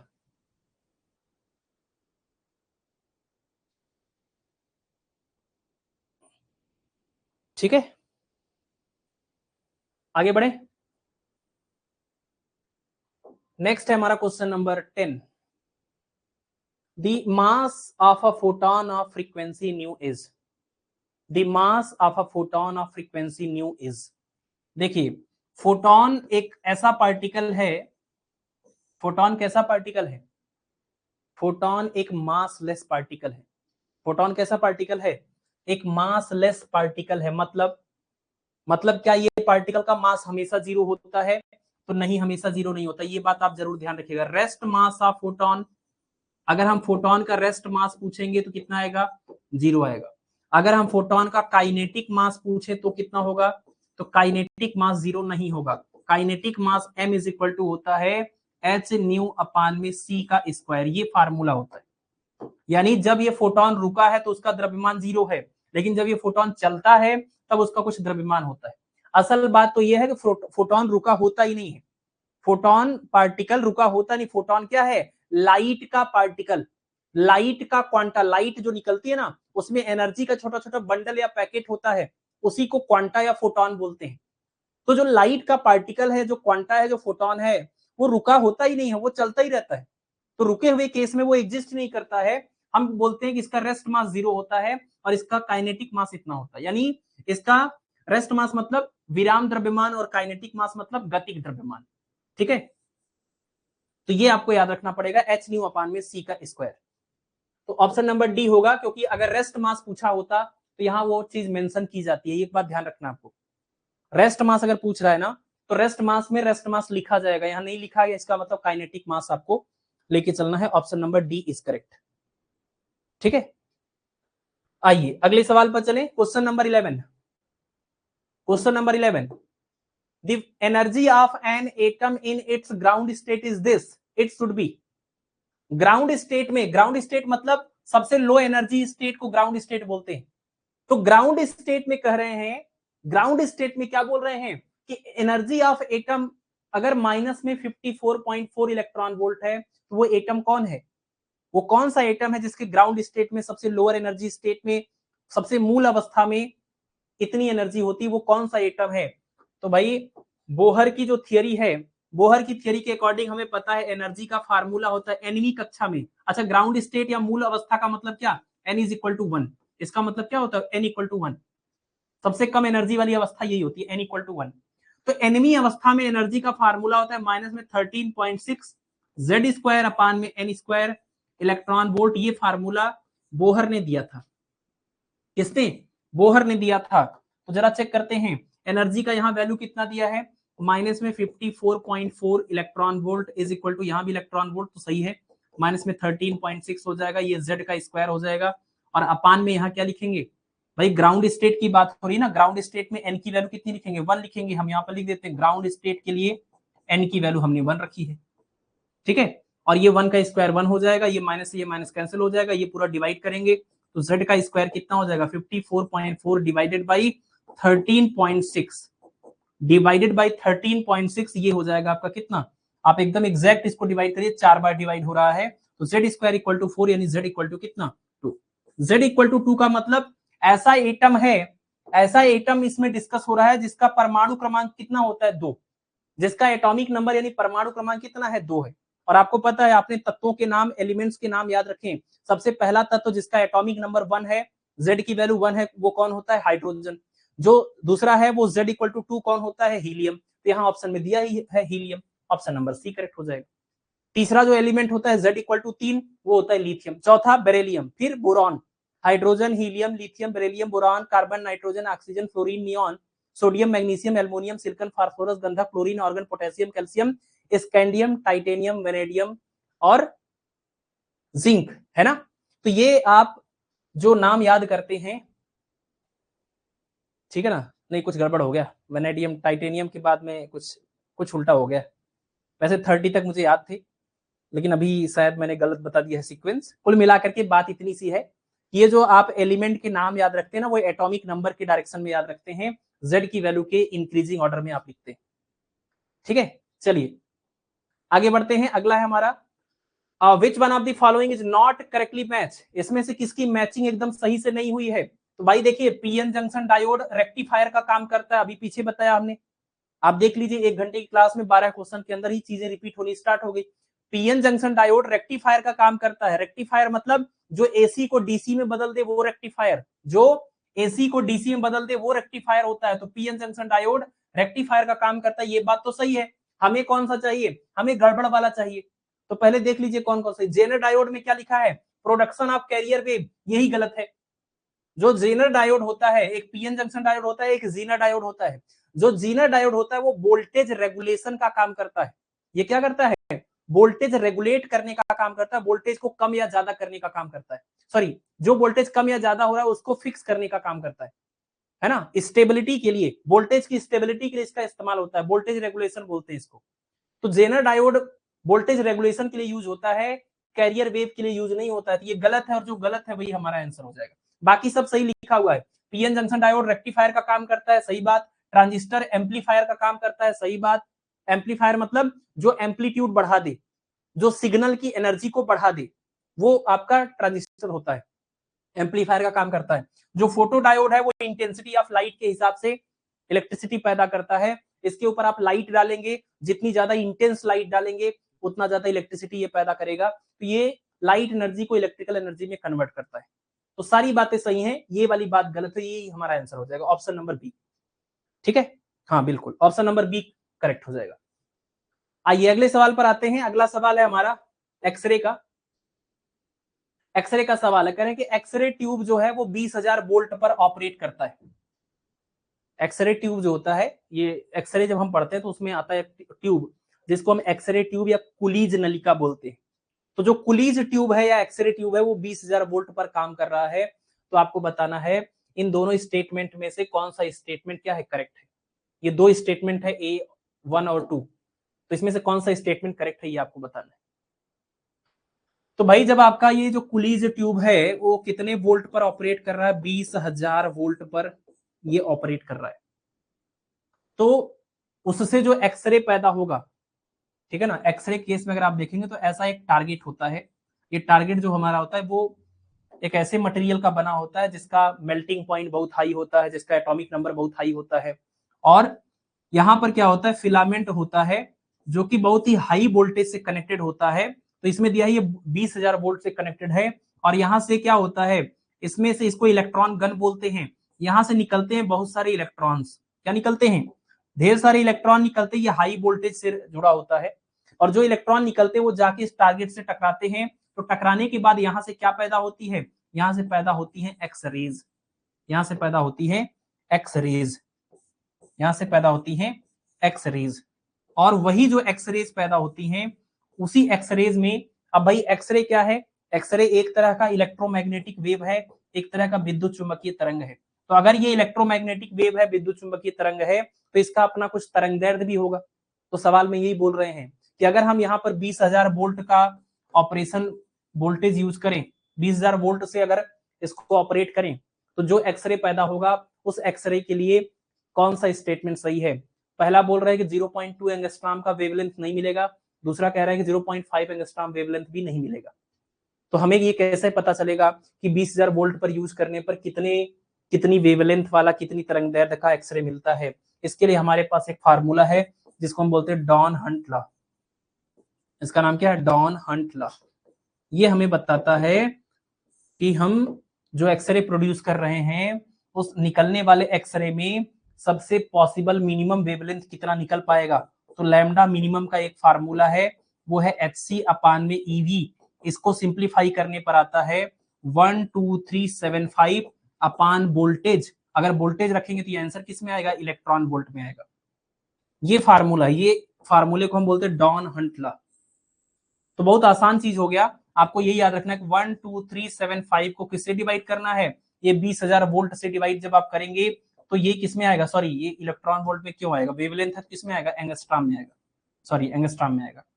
तो अब आप देखिए 12375 को 20,000 से डिवाइड करना है, तो ये 2 और 2 4 जीरोज हैं, 4 जीरोज हैं, तो ये 2 और 2 4, यहाँ पर डेसिमल लग जाएगा, यानी 1.2 समथिंग आएगा।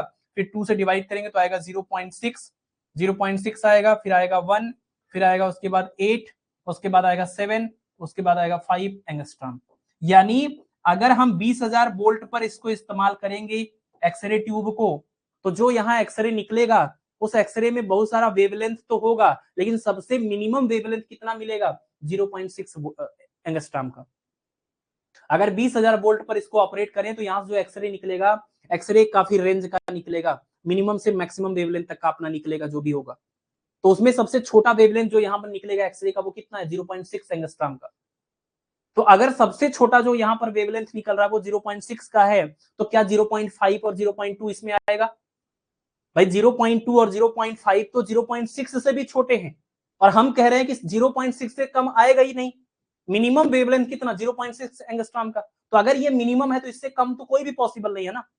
यानी इससे क्लियर होता है कि सबसे छोटा जो वेवलेंथ निकलेगा वो 0.6 का निकलेगा, इससे छोटा कुछ नहीं निकलेगा, ना तो 0.5 आएगा, ना तो 0.4 आएगा, ना तो 0.3 आएगा, ना तो 0.2 आएगा, ना तो 0.1 आएगा। यानी दोनों ही एब्सेंट होंगे, ये भी एब्सेंट रहेगा, ये भी एब्सेंट रहेगा, मतलब दोनों स्टेटमेंट सही है। तो कौन सा स्टेटमेंट सही है यही तो पूछा था। विच of the following statement is correct, both 1 and 2, दोनों स्टेटमेंट करेक्ट हैं, दोनों के दोनों स्टेटमेंट करेक्ट हैं, इसलिए ऑप्शन नंबर सी करेक्ट हो जाएगा। ठीक है,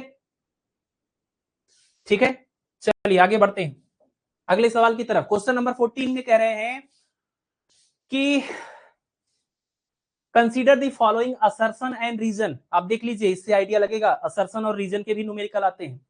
इसमें यह दिया है कि नॉर और नैंड जो गेट होते हैं वो यूनिवर्सल गेट होते हैं।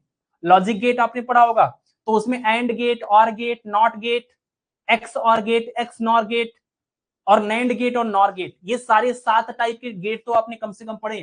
तो उन सभी लॉजिक गेट में जो नैंड गेट है और नॉर गेट है, इसको हम यूनिवर्सल लॉजिक गेट के नाम से जानते हैं। ये बात ध्यान रखिएगा, ये सवाल भी है, ये सवाल भी है कि नैंड गेट और नॉर गेट को क्या बोलते हैं, यूनिवर्सल लॉजिक गेट बोलते हैं। दूसरा एक आता है एंड गेट, और गेट और नॉट गेट को फंडामेंटल लॉजिक गेट बोलते हैं। एंड गेट, और गेट, नॉट गेट को फंडामेंटल लॉजिक गेट बोलते हैं। नैंड और नॉर को यूनिवर्सल लॉजिक गेट बोलते हैं। यूनिवर्सल लॉजिक गेट इसको क्यों बोलते हैं, क्योंकि नैंड गेट और नॉर गेट को जोड़ जोड़ के आप कोई भी लॉजिक गेट बना सकते हैं, इसलिए ये क्या है, यूनिवर्सल है। मतलब दो नैंड गेट को जोड़ेंगे तो कुछ और बना सकते हैं, दो नॉर गेट को जोड़ेंगे कुछ और बना सकते हैं, तीन को जोड़ेंगे कुछ और जोड़ सकते हैं। तो नैंड गेट और नॉर गेट को आपस में जोड़ जोड़ के कुछ भी बना सकते हैं, इसलिए हम इनको यूनिवर्सल लॉजिक गेट बोलते हैं। तो सवाल में दिया है कि जो कथन है, जो स्टेटमेंट है वो क्या, कि नॉर गेट और नैंड गेट को यूनिवर्सल गेट बोलते हैं, तो ये कथन तो बिल्कुल सही बात है। अब इसका जो कारण है वो देखिए, क्या कारण सही दिया है, तो कारण में ये दिया हुआ है कि digital circuit can be made by repetitive use of these. जो डिजिटल सर्किट है वो इन्हीं को बार बार यूज कर करके बनाए जा सकते हैं, बिल्कुल सही बात है।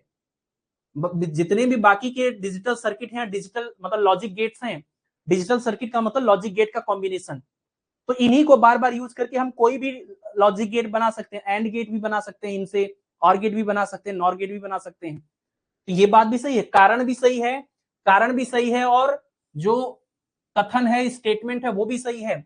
अगर दोनों सही है तो इसका आंसर क्या होगा, both A and R true, and R is the explanation of A. बिल्कुल सही बात है, ए और आर दोनों सही हैं, स्टेटमेंट या असर्शन और रीजन दोनों सही हैं, और जो रीजन है वो इस असर्शन का बिल्कुल सही एक्सप्लेनेशन है, तो ऑप्शन नंबर ए करेक्ट हो जाएगा। ठीक है ना, ठीक है, चलिए आगे आइए अगले सवाल पर आते हैं। क्वेश्चन नंबर 15, क्वेश्चन नंबर 15 इसमें कह रहे हैं if the wave function psi of a particle is this, then the value of this is. आपको इस चीज की वैल्यू पूछी गई, क्या है, ये है माइनस में एच कट स्क्वायर अपान में 2m, और यहां पर है ये डेल का स्क्वायर, और यहां पर लिखा हुआ साई और आर और टी, ये पूछा गया है, ये किसके इक्वल होगा। तो भाई आपको एक बात ये याद होना चाहिए कि जो मोमेंटम मोमेंटम ऑपरेटर है, क्वांटम मैकेनिक्स का टॉपिक है ये, जो लीनियर मोमेंटम ऑपरेटर है वो होता है माइनस में आई एच कट और ये del operator, I H cut और ये डेल ऑपरेटर, ठीक है, ये होता है। तो अगर हम इस मोमेंटम का देखिए स्क्वायर करेंगे तो क्या बनेगा, ये आयोटा है, आयोटा मैथमेटिक्स में पढ़ा होगा आपने आयोटा, तो ये अगर आप इसका स्क्वायर करेंगे माइनस में आई एच कट और ये डेल ऑपरेटर का स्क्वायर आप करेंगे, तो पहली बात तो माइनस का स्क्वायर प्लस हो जाएगा, दूसरा जो आयोटा का स्क्वायर मिलेगा, आपको पता ही होगा कि आयोटा मतलब होता है स्क्वायर रूट के अंदर माइनस में 1, इसका जो स्क्वायर होता है वो माइनस में 1 के इक्वल होता है, तो इसका स्क्वायर करने पर -1 हो जाएगा, और ये हो जाएगा एच कट का स्क्वायर, और ये क्या हो जाएगा, डेल का स्क्वायर। आप देखिए क्या लिखा है, माइनस में एच कट का स्क्वायर और डेल का स्क्वायर, ये लिखा हुआ है।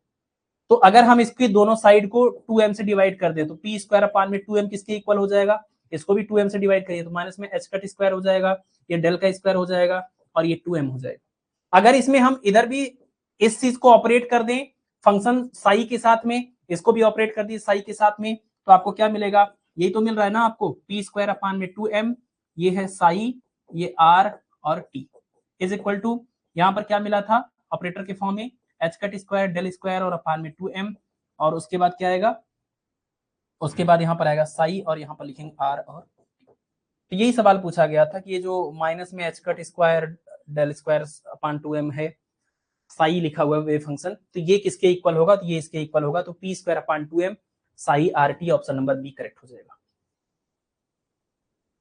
ठीक है, ऑप्शन नंबर बी करेक्ट हो जाएगा। चलिए 5 क्वेश्चन अभी और कर लेते हैं, 20 आज कर लेते हैं, 20-20 करके हम लोग 3 क्लास के अंदर इसको पूरा करेंगे। अगले सवाल में वेक्टर आर यानी पोजीशन वेक्टर आर दिया हुआ है और हमें डाइवर्जेंस निकालना है। क्या निकालना है? डाइवर्जेंस निकालना है। Vector R is equal to X I cap plus Y J cap plus Z K cap दिया हुआ है, हमें डाइवर्जेंस निकालना है। डाइवर्जेंस ऑफ आर का मतलब क्या? डेल डॉट आर होता है, और ये डेल ऑपरेटर की वैल्यू कितनी है? ये होता है del by del X I cap plus del by del Y J cap plus del by del Z K cap, ये होता है हमारा डेल ऑपरेटर। उसके बाद यहाँ डॉट लगाएंगे, डॉट के बाद क्या आएगा? ये वेक्टर आर मतलब क्या? एक्स के साथ आई कैप, वाई के साथ जे कैप और जेड के साथ के कैप। और मैथमेटिक्स में जब हम दो वेक्टर्स, ये भी एक वेक्टर है, ये भी एक वेक्टर है, हालांकि इसको वेक्टर नहीं बोलते हैं, ये एक बहुत फेमस बात है कि जो डेल ऑपरेटर है वो कोई वेक्टर नहीं है, ये कोई फिजिकल क्वांटिटी नहीं है, लेकिन इसमें आई कैप जे कैप के कैप आ रहा है, तो आप देखिए आई कैप जे कैप के कैप, आई कैप जे कैप के कैप, बीच में यहाँ है डॉट प्रोडक्ट। जब भी ऐसा हमें करना होता है, डॉट प्रोडक्ट करना होता है, तो आई कैप का जो गुणांक है और आई कैप का जो गुणांक है, मतलब जो कोफिशिएंट होते हैं सेम सेम वाले, सिर्फ उनको मल्टीप्लाई करते हैं, तो इसके साथ ये वाला एक्स आएगा, तो डेल बाई डेल एक्स यहाँ पर आएगा एक्स। फिर ये जे कैप के साथ में, जे कैप के साथ में क्या हो जाएगा? डेल बाई डेल वाई, और यहाँ पर हो जाएगा वाई, प्लस यहाँ पर देखिए डेल बाई डेल जेड, और इसके बाद क्या हो जाएगा? जेड। ये बोल रहा है कि डेल बाई डेल एक्स, और एक्स का मतलब क्या? इस एक्स का partial differentiation with respect to X, तो एक्स के रिस्पेक्ट में एक्स का डिफरेंशिएशन 1, वाई के रिस्पेक्ट में वाई का डिफरेंशिएशन 1, जेड के रिस्पेक्ट में जेड का डिफरेंशिएशन 1, कुल मिला के आंसर कितना आएगा? कुल मिला के आंसर आएगा 3। कितना आएगा? 3। और ये आंसर तो याद भी होता है लोगों को, आपने नहीं पढ़ा है तो कोई बात नहीं, लेकिन ये इतना फेमस चीज है कि इसका आंसर याद होता है, डायरेक्ट एज ए रिजल्ट लोग इसको याद रखते हैं, तो इसका आंसर आएगा 3। ठीक है, चलिए क्वेश्चन नंबर 17। क्वेश्चन नंबर 17 में करेंगे two water drops of same radii मतलब बराबर त्रिज्या वाली, are falling in air with terminal velocity V. Terminal velocity को क्या बोलते हैं? सीमांत वेग। टर्मिनल वेलोसिटी को बोलते हैं सीमांत वेग। क्या होता है ये? भाई जब भी किसी विस्कस मीडियम के अंदर, जब भी किसी श्यान माध्यम के अंदर कोई भी स्फीरिकल बॉडी गिरती है, तो गिरने के बाद में पहले तो इसकी स्पीड बढ़ती है, लेकिन एक टाइम के बाद में इसकी स्पीड यहाँ पर क्या हो जाती है? v बराबर कांस्टेंट हो जाता है। इसी कांस्टेंट वेलोसिटी को हम क्या बोलते हैं? इसी को हम बोलते हैं टर्मिनल वेलोसिटी या सीमांत वेग। टर्मिनल वेलोसिटी या फिर सीमांत वेग, क्या मतलब है इसका? क्या चीज होती है ये? तो एक नियत वेग होता है। कहां पर होता है? विस्कस मीडियम के अंदर, यानी श्यान माध्यम के अंदर, जिसके अंदर श्यानता होती है। किसके पास होती है? तो स्फीरिकल बॉडी के लिए होती है। तो जब कोई छोटी गोलाकार वस्तु किसी श्यान माध्यम के अंदर गिरती है, तो पहले उसका वेग बढ़ता है, लेकिन एक टाइम के बाद उसका वेग नियत हो जाता है। उसी नियत वेग को, उसी कांस्टेंट वेलोसिटी को हम क्या बोलते हैं? टर्मिनल वेलोसिटी या सीमांत वेग। ठीक है, तो सवाल में कह रहे हैं कि समान त्रिज्या वाली दो पानी की बूंदें सीमांत वेग v से हवा में गिर रही हैं। हवा भी एक विस्कस मीडियम हुआ, तो हवा में दो गिर रही हैं, और दोनों का क्या है? रेडियस सेम है। जैसे आप इमेजिन करिए, इसका रेडियस r है, इसका रेडियस r है, इसका भी टर्मिनल वेलोसिटी v है, इसका भी टर्मिनल वेलोसिटी v है। ये हवा में ऐसे गिर रही हैं, ये हवा में ऐसे गिर रही हैं। तो अब आगे क्या बोल रहा है? यदि दोनों बूंदों को एक बड़ी बूंद में बदल दिया जाए तो नई टर्मिनल वेलोसिटी क्या होगी? अगर ये दोनों मिलकर के एक बड़ी बूंद बन जाए तो इसकी नई टर्मिनल वेलोसिटी कितनी होगी, ये हमें बतानी है ना। यही आपको बताना, अगर दोनों मिलकर एक हो जाए तो नया सीमांत वेग कितना होगा। क्या सीमांत वेग का मान, अब ये जो नई बड़ी दोनों मिल जाएंगे, त्रिज्या बदल जाएगी, तो क्या सीमांत वेग का मान त्रिज्या पर निर्भर करता है? तो सवाल देखिए, सीमांत वेग का फार्मूला होता है, टर्मिनल वेलोसिटी का एक फार्मूला होता है, टर्मिनल वेलोसिटी का एक फार्मूला होता है, v terminal is equal to 2/9 r square rho minus sigma g और अपान में ईटा। इस फार्मूले को ध्यान से अगर देखें तो साफ साफ पता चल रहा है, terminal velocity proportional to radius का स्क्वायर। त्रिज्या के ऊपर निर्भर तो करता है, त्रिज्या के ऊपर निर्भर तो करता है। तो अगर हम इसमें ये निकालें, अनुपात निकालें, दूसरा केस बटे में पहला केस, तो हम लिखेंगे v डैश अपान में v, दूसरे केस में रेडियस कितना है कैपिटल आर, और पहले केस में रेडियस कितना है स्मॉल आर, इसका क्या करेंगे होल स्क्वायर। आप समझ गए? दूसरे केस में वेलोसिटी को v डैश बोल रहे हैं, दूसरे केस में रेडियस को r डैश बोल रहे हैं। पहले केस में वेलोसिटी को v बोल रहे हैं, पहले केस में रेडियस को r बोल रहे हैं। डायरेक्टली प्रोपोर्शनल है तो रेशियो हम ले लेंगे v2 अपान v1 बराबर r2 अपान r1। तो v2 की जगह पर v डैश, r2 की जगह पर कैपिटल R लिख दिया हमने। अब आप देखिए इसी को सॉल्व करना है, और सॉल्व करने के लिए ये कैपिटल R और स्मॉल r के बीच में रिलेशन पता होना चाहिए। ये वाली त्रिज्या इस वाली त्रिज्या से कैसे संबंध रखती है आप बताइए। अगर दो पानी की बूंदें मिलकर के एक बड़ी बूंद बन जाएगी, तो इस बड़ी वाली बूंद का जो वॉल्यूम होगा यानी आयतन होगा, वो इन दोनों के आयतन के योगफल के बराबर ही तो होगा। यानी बड़ी वाली बूंद का जो आयतन है, इस वाली बूंद का आयतन, और ये स्फीरिकल शेप की है, तो इसका आयतन कितना हो जाएगा, बड़ी वाली बूंद का आयतन बराबर छोटी वाली बूंद का आयतन प्लस दूसरी छोटी वाली बूंद का आयतन। ये वॉल्यूम है, ये वेलोसिटी नहीं है। वेलोसिटी के लिए हमने स्मॉल वाला सिंबल यूज किया। तो ये दोनों ऐड कर देंगे 2 टाइम्स ऑफ वॉल्यूम, मतलब इसके आयतन का 2 गुना करेंगे तो ये पूरा मिलकर ये बना है, तो इसका आयतन आ जाएगा। और ये गोले के रूप में है, तो आयतन का फार्मूला 4/3 पाई, और इसकी त्रिज्या capital R cube is equal to 2 times, और इसकी त्रिज्या कितना, इसका आयतन कितना 4/3 पाई और स्मॉल r क्यूब। 4/3 पाई से ये कैंसिल हो जाएगा, तो कैपिटल R क्यूब बराबर 2r क्यूब, दोनों साइड का क्यूब रूट लेंगे तो r की वैल्यू आएगी 2, पावर कितना हो जाएगा 1/3, और r पावर 3 का क्यूब रूट कितना हो जाएगा स्मॉल r। यानी आपको कैपिटल R अपान स्मॉल r की वैल्यू मिल जाएगी। कैपिटल R अपान स्मॉल r कितना हो जाएगा 2 पावर 1/3 हो जाएगा, और वही वैल्यू आप यहाँ रख दीजिए। कैपिटल R अपान r की वैल्यू 2 पावर 1/3, और इसका आप करिए होल स्क्वायर, स्क्वायर करेंगे तो पावर पावर मल्टीप्लाई करेंगे तो 2 पावर 2/3 हो जाएगा। 1 इंटू 2 करेंगे 2 हो जाएगा, 3 की जगह पर 3 होगा, और ये किसकी वैल्यू है v डैश अपान v की वैल्यू। ये v इधर मल्टीप्लाई करेगा तो v डैश की वैल्यू हो जाएगी 2 पावर 2/3 और इंटू में v। ये आंसर हो जाएगा। इस बड़ी वाली बूंद का जो टर्मिनल वेलोसिटी है वो कितना आएगा, छोटी वाली बूंद की टर्मिनल वेलोसिटी का 2 power 2/3 times. Option number B correct हो जाएगा। ऑप्शन नंबर बी करेक्ट हो जाएगा, ठीक है ना।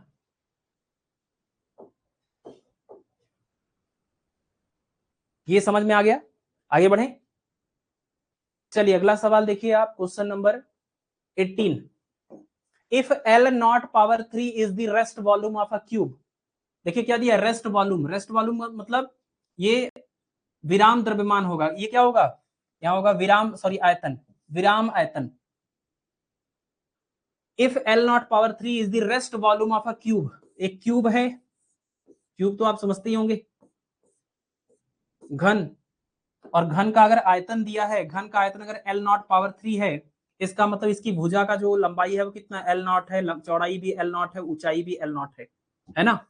अगर इसकी लंबाई चौड़ाई ऊंचाई तीनों L नॉट होगा तभी तो इसका आयतन आएगा। लंबाई गुणे चौड़ाई गुणे ऊंचाई, तो कुल मिला कितना हो जाएगा, ये L नॉट पावर 3। ये सवाल में दिया है। ये कब, जब ये रेस्ट में है तब, जब ये रुका हुआ है तब।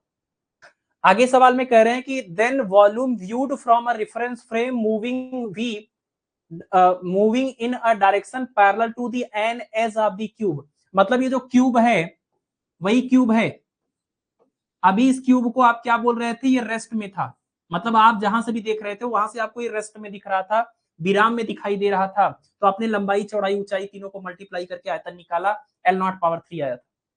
अभी कह रहे हैं कि इसमें अब आप क्या कर रहे हैं, गति कर रहे हैं। आप गति करिए चाहे ये गति करे, मतलब रिलेटिव वेलोसिटी अगर हो रही है तो, और वो जो गति आप कर रहे हैं वो किसी एक भुजा के समांतर है, किसी एक भुजा के समांतर है, parallel to the an edge. चाहे लंबाई के समांतर आप जा रहे हैं, चाहे चौड़ाई के समांतर जा रहे हैं, चाहे ऊंचाई के समांतर, किसी एक भुजा के समांतर आप जा रहे हैं। तो मान लीजिए इस लंबाई वाली भुजा के समांतर आप जा रहे हैं, और कितनी स्पीड से जा रहे हैं, तो कुछ v स्पीड से जा रहे हैं। तो आपको पता है अगर ये v स्पीड से आप जा रहे हैं या आपके रिस्पेक्ट में ये जा रहा है, तो जिस दिशा में ये गति कर रहा है उस दिशा में इसकी लंबाई घट जाएगी। हमने पीछे बताया था आपको कि कोई भी पार्टिकल जब रुका है तो उसका द्रव्यमान कम है, और जब गति में आता है तो उसका द्रव्यमान बढ़ जाता है। ऐसे ही कोई भी चीज अगर रुकी है तो उसका लेंथ जो भी है वो है, तो उसको हम क्या बोलते हैं, इसको बोलते हैं नॉर्मल लेंथ बोलते हैं। इसको क्या बोलते हैं, नॉर्मल या स्टैंडर्ड लेंथ बोलते हैं। लेकिन जब ये चलने लग जाता है तो इसका लेंथ कॉन्ट्रैक्ट हो जाता है, मतलब ये सिकुड़ जाता है, इसको बोलते हैं लेंथ कॉन्ट्रैक्ट। लेंथ कॉन्ट्रैक्शन, यानी कॉन्ट्रैक्टेड लेंथ बोलते हैं। जब ये चलेगा तो इसका लेंथ क्या हो जाएगा, कॉन्ट्रैक्ट हो जाएगा। किस दिशा में कॉन्ट्रैक्ट होगा, जिस दिशा में गति करेगा। तो अगर ये गति कर रहा है इस दिशा में, यानी लंबाई की दिशा में ये गति कर रहा है, तो लंबाई वाली जो भुजा है, ये वाली जो भुजा एल नॉट है, ये एल नॉट कॉन्ट्रैक्ट हो जाएगी। ये लंबाई की दिशा में इसकी भुजा का मान क्या हो जाएगा, सिकुड़ जाएगा। तो अगर ये सिकुड़ जाएगा तो अब इसका मान कुछ और हो जाएगा, यानी इसको हम क्या बोलेंगे, एल बोलेंगे। ये बात आप समझिएगा, ये लंबाई वाला जो हिस्सा है ये एल नॉट अब नहीं रहेगा, ये बदल जाएगा, एल हो जाएगा। चौड़ाई एल नॉट ही रहेगा, ऊंचाई एल नॉट ही रहेगा, क्योंकि गति किधर कर रहा है, लंबाई की दिशा में। आप चाहे तो चौड़ाई की दिशा में भी गति करा सकते हैं। तो अगर चौड़ाई की दिशा में गति करेगा तो ये एल नॉट जो है वो बदल जाएगा, बाकी ये एल नॉट और यहाँ L nought as it is रहेगा, ये बदल के एल हो जाएगा, कॉन्ट्रैक्ट हो जाएगा। तो जब ये गति करेगा तो इसकी एक भुजा, जिस भुजा की दिशा में गति कर रहा है वो भुजा की लंबाई कम हो जाएगी, और कितनी हो जाएगी, एल बराबर कितना हो जाएगा, जितना पहले था एल नॉट और रूट के अंदर 1 माइनस में वी स्क्वायर अपान में सी स्क्वायर। ये फार्मूला होता है, ये फार्मूला हमें बताता है कि नई लंबाई कितनी होगी, नई लंबाई बराबर पुरानी लंबाई या जब रुका था तब वाली लंबाई, और रूट के अंदर 1 माइनस में वी स्क्वायर कितनी तेज जा रहा है अपान में सी स्क्वायर। तो एक भुजा की लंबाई ये है, दूसरी भुजा की लंबाई ये है, तीसरी भुजा की लंबाई ये है। तो नया आयतन कितना होगा, नया आयतन कितना होगा, नई भुजा की पहली एक लंबाई गुणे में चौड़ाई गुणे में ऊंचाई। ये लंबाई कितना है, ये हमने कहा एल नॉट, और ये अंडर रूट कितना है 1 माइनस में वी स्क्वायर अपान में सी स्क्वायर। चौड़ाई और ऊंचाई का मल्टीप्लाई करिए, एल नॉट पावर 2 मिलेगा, इसके साथ में एल नॉट पावर 3 हो जाएगा, और रूट के अंदर क्या आ जाएगा 1 माइनस में वी स्क्वायर अपान में सी स्क्वायर। ये आपको मिलेगा, ये आपको मिलेगा एल नॉट पावर 3 और स्क्वायर रूट के अंदर 1 माइनस में V square upon C square. तो ये स्क्वायर रूट को हम क्या बोलते हैं, पावर में 1/2। तो ये आपका आंसर ये हो जाएगा, ऑप्शन नंबर सी। देखिए यहाँ पावर में 1/2 लिखा हुआ है स्क्वायर रूट की जगह पर, ऑप्शन नंबर सी करेक्ट हो जाएगा। ठीक है, ऑप्शन नंबर सी करेक्ट हो जाएगा। चलिए 2 क्वेश्चन और करेंगे। अगला है हमारा क्वेश्चन नंबर 19। इसमें कह रहे हैं a cantilever of uniform cross section and of length L show a depression of delta at the loaded end. The depression at a distance L/2 from the fixed end is. पहले तो आपको समझना है cantilever क्या होता है। Cantilever का मतलब कि कोई ऐसी चीज, कोई ऐसा रॉड जो एक साइड से फिक्स हो, एक साइड से फिक्स हो और दूसरे साइड पर लोड लगाया जाए। दूसरे साइड पर लोड लटकाएंगे तो ये जो कैंटिलीवर है वो झुक जाएगा। ये कैंटिलीवर जैसे ये अगर सीधा था, यहाँ पर फिक्स है, यहाँ पर ये खुला हुआ है, यहाँ पर लोड लटकाएंगे तो ये लटक जाएगा। जब लटक जाएगा तो ये कुछ ऐसे हो जाएगा लटक के। तो जितना ये लटक गया उसी को हम क्या बोलते हैं, डिप्रेशन या झुकाव बोलते हैं। इसी को डिप्रेशन या झुकाव बोलते हैं। और इस पूरे कैंटिलीवर की लंबाई को हमने मान लिया कितना है, ये एल है। और ये जो झुकाव है ये यहाँ एकदम किनारे पर दिया हुआ, सवाल में दिया है cantilever of uniform cross section end of length L so a depression delta at the loaded and. जहां पर वजन रखा जाता है उस वाले किनारे का डिप्रेशन ये है। मतलब ये वाला किनारा जो यहां से उठ के यहां पर आया है ये डिप्रेशन है। लेकिन अगर यही झुकाव हम यहां पर पूछें तो भाई ये वाला जगह तो यहां पर आया ना, तो ये डिप्रेशन तो अलग होगा, ये तो अलग होगा कुछ। ये वाला डिप्रेशन ज्यादा है, ये आपने दिया है डेल्टा है, ये वाला डिप्रेशन डेल्टा डैश हमने बोल दिया। ये डिप्रेशन कहां पर है, लोडेड एंड पर एकदम लास्ट में है, किनारे पर है। ये वाला डिप्रेशन कहां पर है, तो इसको हमने मान दिया कि ये एक्स वाली जगह है। ये कौन सी जगह है, एक्स वाली जगह है। तो आपको ये फार्मूला याद रखना चाहिए कि डिप्रेशन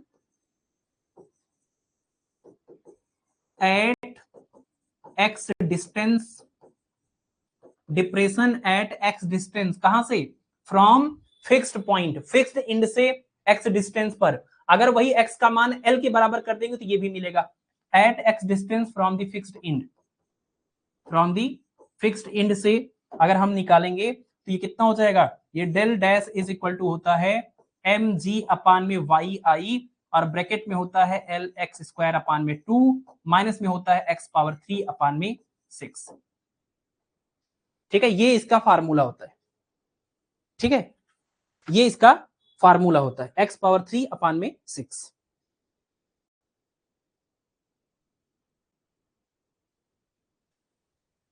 अब इसके बाद क्या करना है आपको, ये फार्मूले से आप देखिए, इसमें ये पूछा भी है, कहां पर पूछ रहे हैं, load depression, the depression at the distance L/2 from the fixed and. करें अगर पूरे किनारे पर डिप्रेशन ये है, लैम्डा है, सॉरी डेल्टा है, तो L/2 पर मतलब बिल्कुल बीच में अगर हमें डिप्रेशन निकालना है तो कितना हो जाएगा। तो बीच वाला डिप्रेशन निकालने का ये हमारे पास जनरल फार्मूला है, ठीक है ना। तो इसको आप ऐसे समझ लीजिए कि अगर हमें किनारे पर चाहिए, पहले किनारे वाला निकालिए, तो at X equal to L, X equal to L मतलब यहां पर ये डिप्रेशन निकालेंगे, तो at X equal to L इसको क्या बोलेंगे, ये हम बोलेंगे डेल्टा।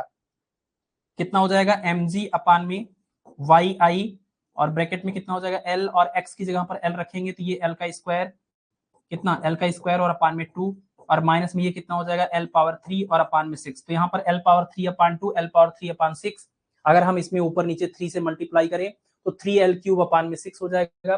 3 माइनस में l क्यूब करेंगे तो 2l क्यूब आएगा, 2l क्यूब अपान 6 करेंगे तो l क्यूब अपान में कितना हो जाएगा 2 हो जाएगा। l क्यूब अपान में 3l क्यूब अपान में 6, तो 3 2, हाँ तो ये हो जाएगा आपका mgl क्यूब अपान में, सॉरी ऊपर 2 बचा था ना, 2 3 जा तो 3yi, mgl क्यूब अपान में 3i, ये हुआ आपका इक्वेशन नंबर 1।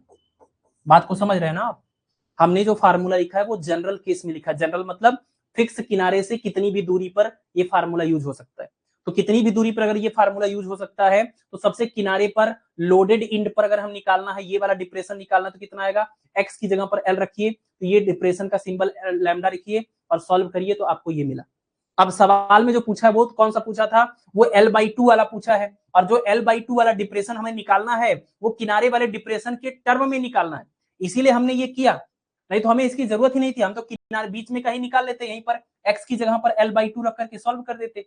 लेकिन x की जगह पर L/2 करेंगे तो ये आंसर जो आएगा वो mg के फॉर्म में आएगा। हमें जो आंसर चाहिए वो लैम्डा, ये डेल्टा के फॉर्म में चाहिए, और डेल्टा क्या है, एकदम किनारे वाला डिप्रेशन है ये डेल्टा क्या है, इस चीज को डेल्टा बोल रहे हैं ये, तो इसलिए हमने उसको रिलेट किया है डेल्टा से। अब हम निकालेंगे eight X equal to L/2 पर depression, del dash equal to, सब कुछ तो वही रहेगा, सब कुछ वही तरीका चलेगा, तो यहाँ लिखेंगे एम जी, और यहाँ पर सॉरी एम जी और अपान में वाई आई, और ब्रैकेट में कितना हो जाएगा एल और एक्स का स्क्वायर, एक्स मतलब क्या L/2 का स्क्वायर, और अपान में कितना हो जाएगा 2, और माइनस में कितना हो जाएगा एक्स की जगह पर एल रखिए, तो L/2 का होल पावर 3 और अपान में आएगा 6। अब ये पूरा सिंप्लीफाई करना होगा, सॉल्व तो कर ही लेंगे आप, सॉल्व कर ही लेंगे, एल पावर 3 अपान में ये हो जाएगा आपका 8, यहाँ एल पावर 3 अपान में कितना हो जाएगा, ये आपका हो जाएगा 8 इंटू 6, ठीक है ना 64। ये पूरा सॉल्व करेंगे, mg अपान वाई आई की जगह पर ये वाली वैल्यू आप यहाँ से निकाल सकते हैं, mg अपान वाई आई की वैल्यू आप निकाल सकते हैं, जैसे कि हम आपको दिखा दें, यहाँ से आप देखिए mg अपान में वाई आई की वैल्यू कितनी आएगी, mg अपान वाई आई, ये 3 इधर मल्टीप्लाई करेगा, एल क्यूब डिवाइड करेगा, तो mg upon Y I equal to 3 del upon L cube, 3 times del upon में एल क्यूब ये आएगा, और ये वैल्यू हम यहाँ पर रखेंगे mg अपान वाई आई की जगह पर, तो ये होता जाएगा 3 डेल अपान में एल क्यूब, और ब्रैकेट में जो भी है उसको सॉल्व करिए, कितना आएगा एल क्यूब अपान में 2 का स्क्वायर 4, 4 गुणे 8, यानी एल क्यूब अपान में 8, और माइनस में आएगा एल क्यूब अपान में, यहाँ से आएगा 8 गुणे 6 64, 8 गुणे 6 64, अगर हम 8 से ऊपर नीचे मल्टीप्लाई करेंगे तो 8 एल क्यूब अपान में 64 हो जाएगा, 8 माइनस में 1 करेंगे कितना आएगा, 8 माइनस 1 करेंगे तो आएगा 7, कितना हो जाएगा 7, तो 7 आएगा ये, और 3 ये है, तो कितना हो जाएगा 7 गुणे 3, 7 गुणे में 3 बटे में हो जाएगा 64, ये हो जाएगा आपका डेल, और एल क्यूब से एल क्यूब कैंसिल हो जाएगा, 3 से इसको डिवाइड करें नहीं हो पाएगा, 7 से भी नहीं हो पाएगा, कुछ गड़बड़ हो गया, कुछ गड़बड़ हो गया, एक बार चेक करते हैं, L x square upon 2 minus में एक्स क्यूब अपान में 6 एम जी अपान में वाई आई, तो यहाँ पर जब हम एल रखेंगे, यहाँ पर हम जब एल रखेंगे तो हो जाएगा एल क्यूब अपान में 2, एल क्यूब अपान में 2, और माइनस में एल क्यूब अपान में 6, तो हम 3 से मल्टीप्लाई करेंगे, 3 एल क्यूब अपान 6, 3 माइनस 1 करेंगे 2, 2 से डिवाइड करेंगे 3 आएगा, तो एल क्यूब अपान में 3 आ गया, तो M G L cube upon में 3 वाई आई, तो हमने एम जी अपान में वाई आई की वैल्यू निकाली, M G upon Y I equal to हो जाएगा 3 डेल अपान में एल क्यूब, यहाँ तक तो ठीक है। दूसरा case x equal to L/2 रखना है, एम जी अपान में वाई आई, ब्रैकेट में एल, और यहाँ पर एल एक्स की जगह पर कितना L/2 रखेंगे, इसका स्क्वायर होगा और अपान में 2 आएगा, एल का स्क्वायर हुआ, और ये एल का क्यूब बनेगा, 2 का स्क्वायर 4, 4 गुणे 2 करेंगे 8, माइनस में एल का क्यूब करिए और अपान में 2 का क्यूब करिए, 2 गुणे 2 गुणे 2 यानी 8, और 8 गुणे 6 64, ठीक है ना, तो एल क्यूब अपान में 8 माइनस में एल क्यूब अपान में 64, तो 8 से अगर हम मल्टीप्लाई कर दें ऊपर नीचे तो 64 इधर भी हो जाएगा और उधर 8 - 1 करेंगे 7 हो जाएगा। तो 7L³ में 64 सही तो है। 7L³ में 64 और ये हो जाएगा आपका 3।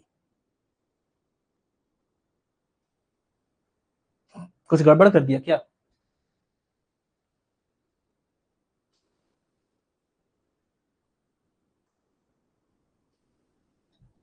हम्म, 64 नहीं 48 होगा। किस जगह पर मिस्टेक हुआ है?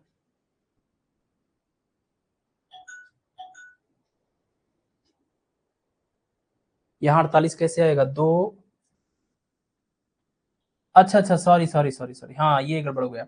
2 का क्यूब किया 8 आया, और 8 गुणे 6 48 होता है, 8 गुणे 6 64 नहीं होता है भाई, सॉरी, यही मिस्टेक हुआ।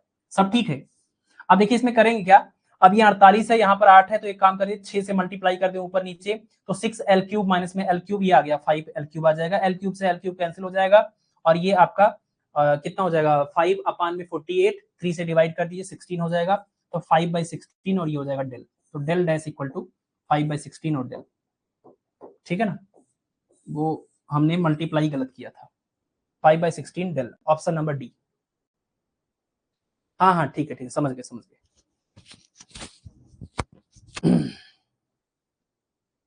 पेपर में इतना लंबा सॉल्व करना होगा सर? बिल्कुल करना होगा, आप क्वेश्चन अगर एग्जाम में आया है तो करना ही पड़ेगा, है ना। आप कैलकुलेशन आप कितने कम में कितना रिड्यूस करके कर सकते हैं वो अलग बात है। हम यहाँ पर एक्सप्लेन कर रहे हैं तो हमारा थोड़ा लेंदी होता भी है, हमें चूंकि एक्सप्लेन करना है ना, हर एक चीज को खोल खोल करके बताना है, तो हमारा टाइम टेकिंग भी होता है, हमारा लेंदी भी होता है। आप थोड़ी एग्जाम में इतना लेंदी और इतना टाइम टेकिंग करेंगे, आपको किसी को समझाना नहीं है, आपको अपना आंसर निकालना है। अब इसी को अगर हमें अपना आंसर निकालना होता तो बहुत सारी चीजें नहीं लिखते, बट हमें साफ सुथरा नीट एंड क्लीन लिखना भी है, आपको समझाना भी है हर एक चीज का मतलब, इसलिए लेंदी भी होगा, टाइम टेकिंग भी होगा, बट आपको नहीं करना है ऐसे, ठीक है ना। चलिए आइए एक आखिरी सवाल और ये देख लीजिए, इसके बाद हम अगली क्लास में करेंगे। इस सवाल में ये कह रहे हैं कि consider the following assertion and reason, the areal velocity remains constant when a particle moves in the influence of central force. जब सेंट्रल फोर्स के यानी केंद्रीय बल के प्रभाव में कोई वस्तु गति करती है तो उसका एरियल वेलोसिटी, मतलब कि एरियल वेलोसिटी मतलब क्षेत्रफल वाला योग, वेलोसिटी यानी क्षेत्रीय योग का मान क्या होता है, नियत होता है। कारण क्या बता रहे हैं, कारण बता रहे the angular momentum of a particle moving under central force is conserve. अगर सेंट्रल फोर्स के अंडर में कोई ऑब्जेक्ट मूव करेगा तो उसका एरियल वेलोसिटी कांस्टेंट रहेगा, क्यों, क्योंकि सेंट्रल फोर्स के अंडर मोशन करने पर एंगुलर मोमेंटम का मान क्या रहता है, कंजर्व रहता है, ठीक है। इस बात को समझिए जरा। पहले तो सेंट्रल फोर्स क्या होता है भाई, सेंट्रल फोर्स का मतलब वो फोर्स होता है जिसका डायरेक्शन हमेशा एक पॉइंट की ओर डायरेक्टेड हो। जैसे कोई पार्टिकल यहाँ पर है, उस पर जो फोर्स लग रहा है वो किसी पॉइंट की ओर अगर डायरेक्टेड है, या उससे अवे या उसकी तरफ, तो इस वाले फोर्स को हम क्या बोलते हैं, सेंट्रल फोर्स बोलते हैं। सेंट्रल फोर्स को लिखने का तरीका क्या होगा, जो फोर्स तो है वो फोर्स का परिमाण किसके ऊपर डिपेंड करेगा, इस पार्टिकल और इस पॉइंट के बीच में आर के ऊपर, और एक इधर या इधर की तरफ ये एक डायरेक्शन बताने वाला यूनिट वेक्टर हो जाएगा, ठीक है ना। सेंट्रल फोर्स यानी केंद्रीय बल का मतलब होता है वो बल जिसकी दिशा हमेशा एक बिंदु की ओर या उससे बाहर की ओर होता है, जिसका परिमाण उस बिंदु से उस बिंदु से कण के बीच की दूरी पर निर्भर करता है, आर की वैल्यू पर निर्भर करता है, वो केंद्रीय बल होता है, सेंट्रल फोर्स होता है। सेंट्रल फोर्स के अंदर बहुत सारी प्रॉपर्टीज हैं। अगर सेंट्रल फोर्स को ऐसे दिखाएंगे तो कोई भी पार्टिकल अगर ये है और वो सेंट्रल फोर्स के मोशन मतलब अभी केंद्रीय ये सेंट्रल फोर्स यानी केंद्रीय बल के अंतर्गत ये गति कर रहा है, तो उसके केस में आप देखिए बहुत सारी चीजें हैं। एक तो आपने कहा इसको लिखा कैसे जाएगा, सेंट्रल फोर्स को रिप्रेजेंट करने का ये तरीका होगा। दूसरी चीज अगर ये तरीका होगा तो इसका जरा बल आघूर्ण निकालिए, तो tau is equal to R cross F करेंगे तो ये कितना आ जाएगा, वेक्टर के रूल्स के हिसाब से 0 आ जाएगा। टाउ की वैल्यू 0 आने का मतलब क्या होता है, टाउ बराबर होता है D J by D T, जहां जे क्या है, कोणीय संवेग है, एंगुलर मोमेंटम है। अगर टाउ का मान 0 हो गया तो इसका मतलब डीजे बाई डी टी का मान 0 हो गया, इसका मतलब जे का मान क्या हो गया, कांस्टेंट हो गया। एंगुलर मोमेंटम क्या हो गया, ये कांस्टेंट हो गया। एंगुलर मोमेंटम कांस्टेंट होने से क्या होगा, एरियल वेलोसिटी का फार्मूला डीए बाई डी बराबर J by two M, D A by बराबर क्या होता है, जे बाई टू एम। अगर जे का मान कह रहे हैं कांस्टेंट है या कंजर्व है, अगर जे का मान कांस्टेंट या कंजर्व होगा तो डीए बाई डी का जो मान होगा वो कितना आएगा, डीए बाई डी का मान भी क्या आएगा, जे का मान अगर यहां पर कांस्टेंट हो गया तो डीए बाई डी का मान भी क्या हो जाएगा, कांस्टेंट ही हो जाएगा। तो यही बात तो सवाल में बोल रहे हैं। आप देखिए क्या बोल रहा है, कह रहा है कि aerial velocity remains constant when a particle moves in the influence of central force. अगर कोई पार्टिकल सेंट्रल फोर्स के इन्फ्लुएंस में मूव कर रहा है तो उसकी एरियल वेलोसिटी कांस्टेंट होती है, एरियल वेलोसिटी कांस्टेंट होती है। ये एरियल वेलोसिटी क्यों कांस्टेंट हुई, क्योंकि जे का मान कांस्टेंट था। अगर ये कांस्टेंट तो रेशियो भी क्या आएगा, कांस्टेंट आएगा। जे का मान कांस्टेंट क्यों था, जे का मान कांस्टेंट इसलिए था क्योंकि जो सेंट्रल फोर्स के अंडर मोशन होता है, सेंट्रल फोर्स के अंडर मोशन होता है, उसमें टॉर्क की वैल्यू 0 होती है। टॉर्क की वैल्यू 0 होने की वजह से जे का मान कांस्टेंट हुआ, जे का मान कांस्टेंट या कंजर्व होने की वजह से डीए बाई डी का मान भी कांस्टेंट हुआ। तो आगे यही तो बोल रहे थे कारण कि एंगुलर मोमेंटम कांस्टेंट या कंजर्व होता है।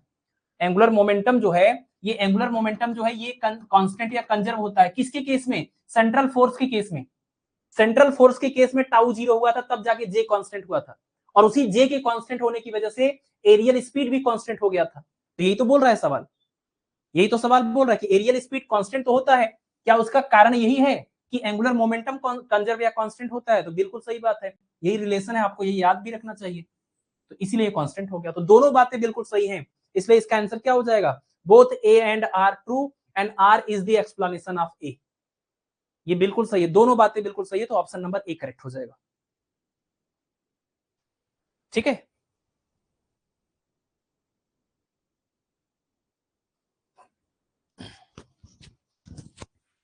चलिए तो हो गया। अब आज के लिए इतना ही रखते हैं, क्योंकि अभी हमारी अगली क्लास भी है और काफी हो गया, 1.5 घंटे का आपका लेक्चर भी हो गया। और अगली क्लास के अंदर हम क्या करने वाले हैं, इसके आगे के 20 क्वेश्चंस को डिस्कस करेंगे। तो उम्मीद करते हैं कि आज की ये पहली क्लास आपके प्रभात बैच की, जिसमें हम एलटी ग्रेड 2018 के पेपर को सॉल्व कर रहे थे, ये 20 क्वेश्चन का एक्सप्लेनेशन आपको समझ आया होगा। अगर समझ नहीं भी आया होगा तो इतना तो समझ में आ गया होगा कि एलटी ग्रेड में किस तरह के क्वेश्चन आ रहे हैं, किस किस टाइप के क्वेश्चन आ रहे हैं, किस लेवल तक के क्वेश्चन आ रहे हैं, ये सारी बातें आपको समझ में आई होगी।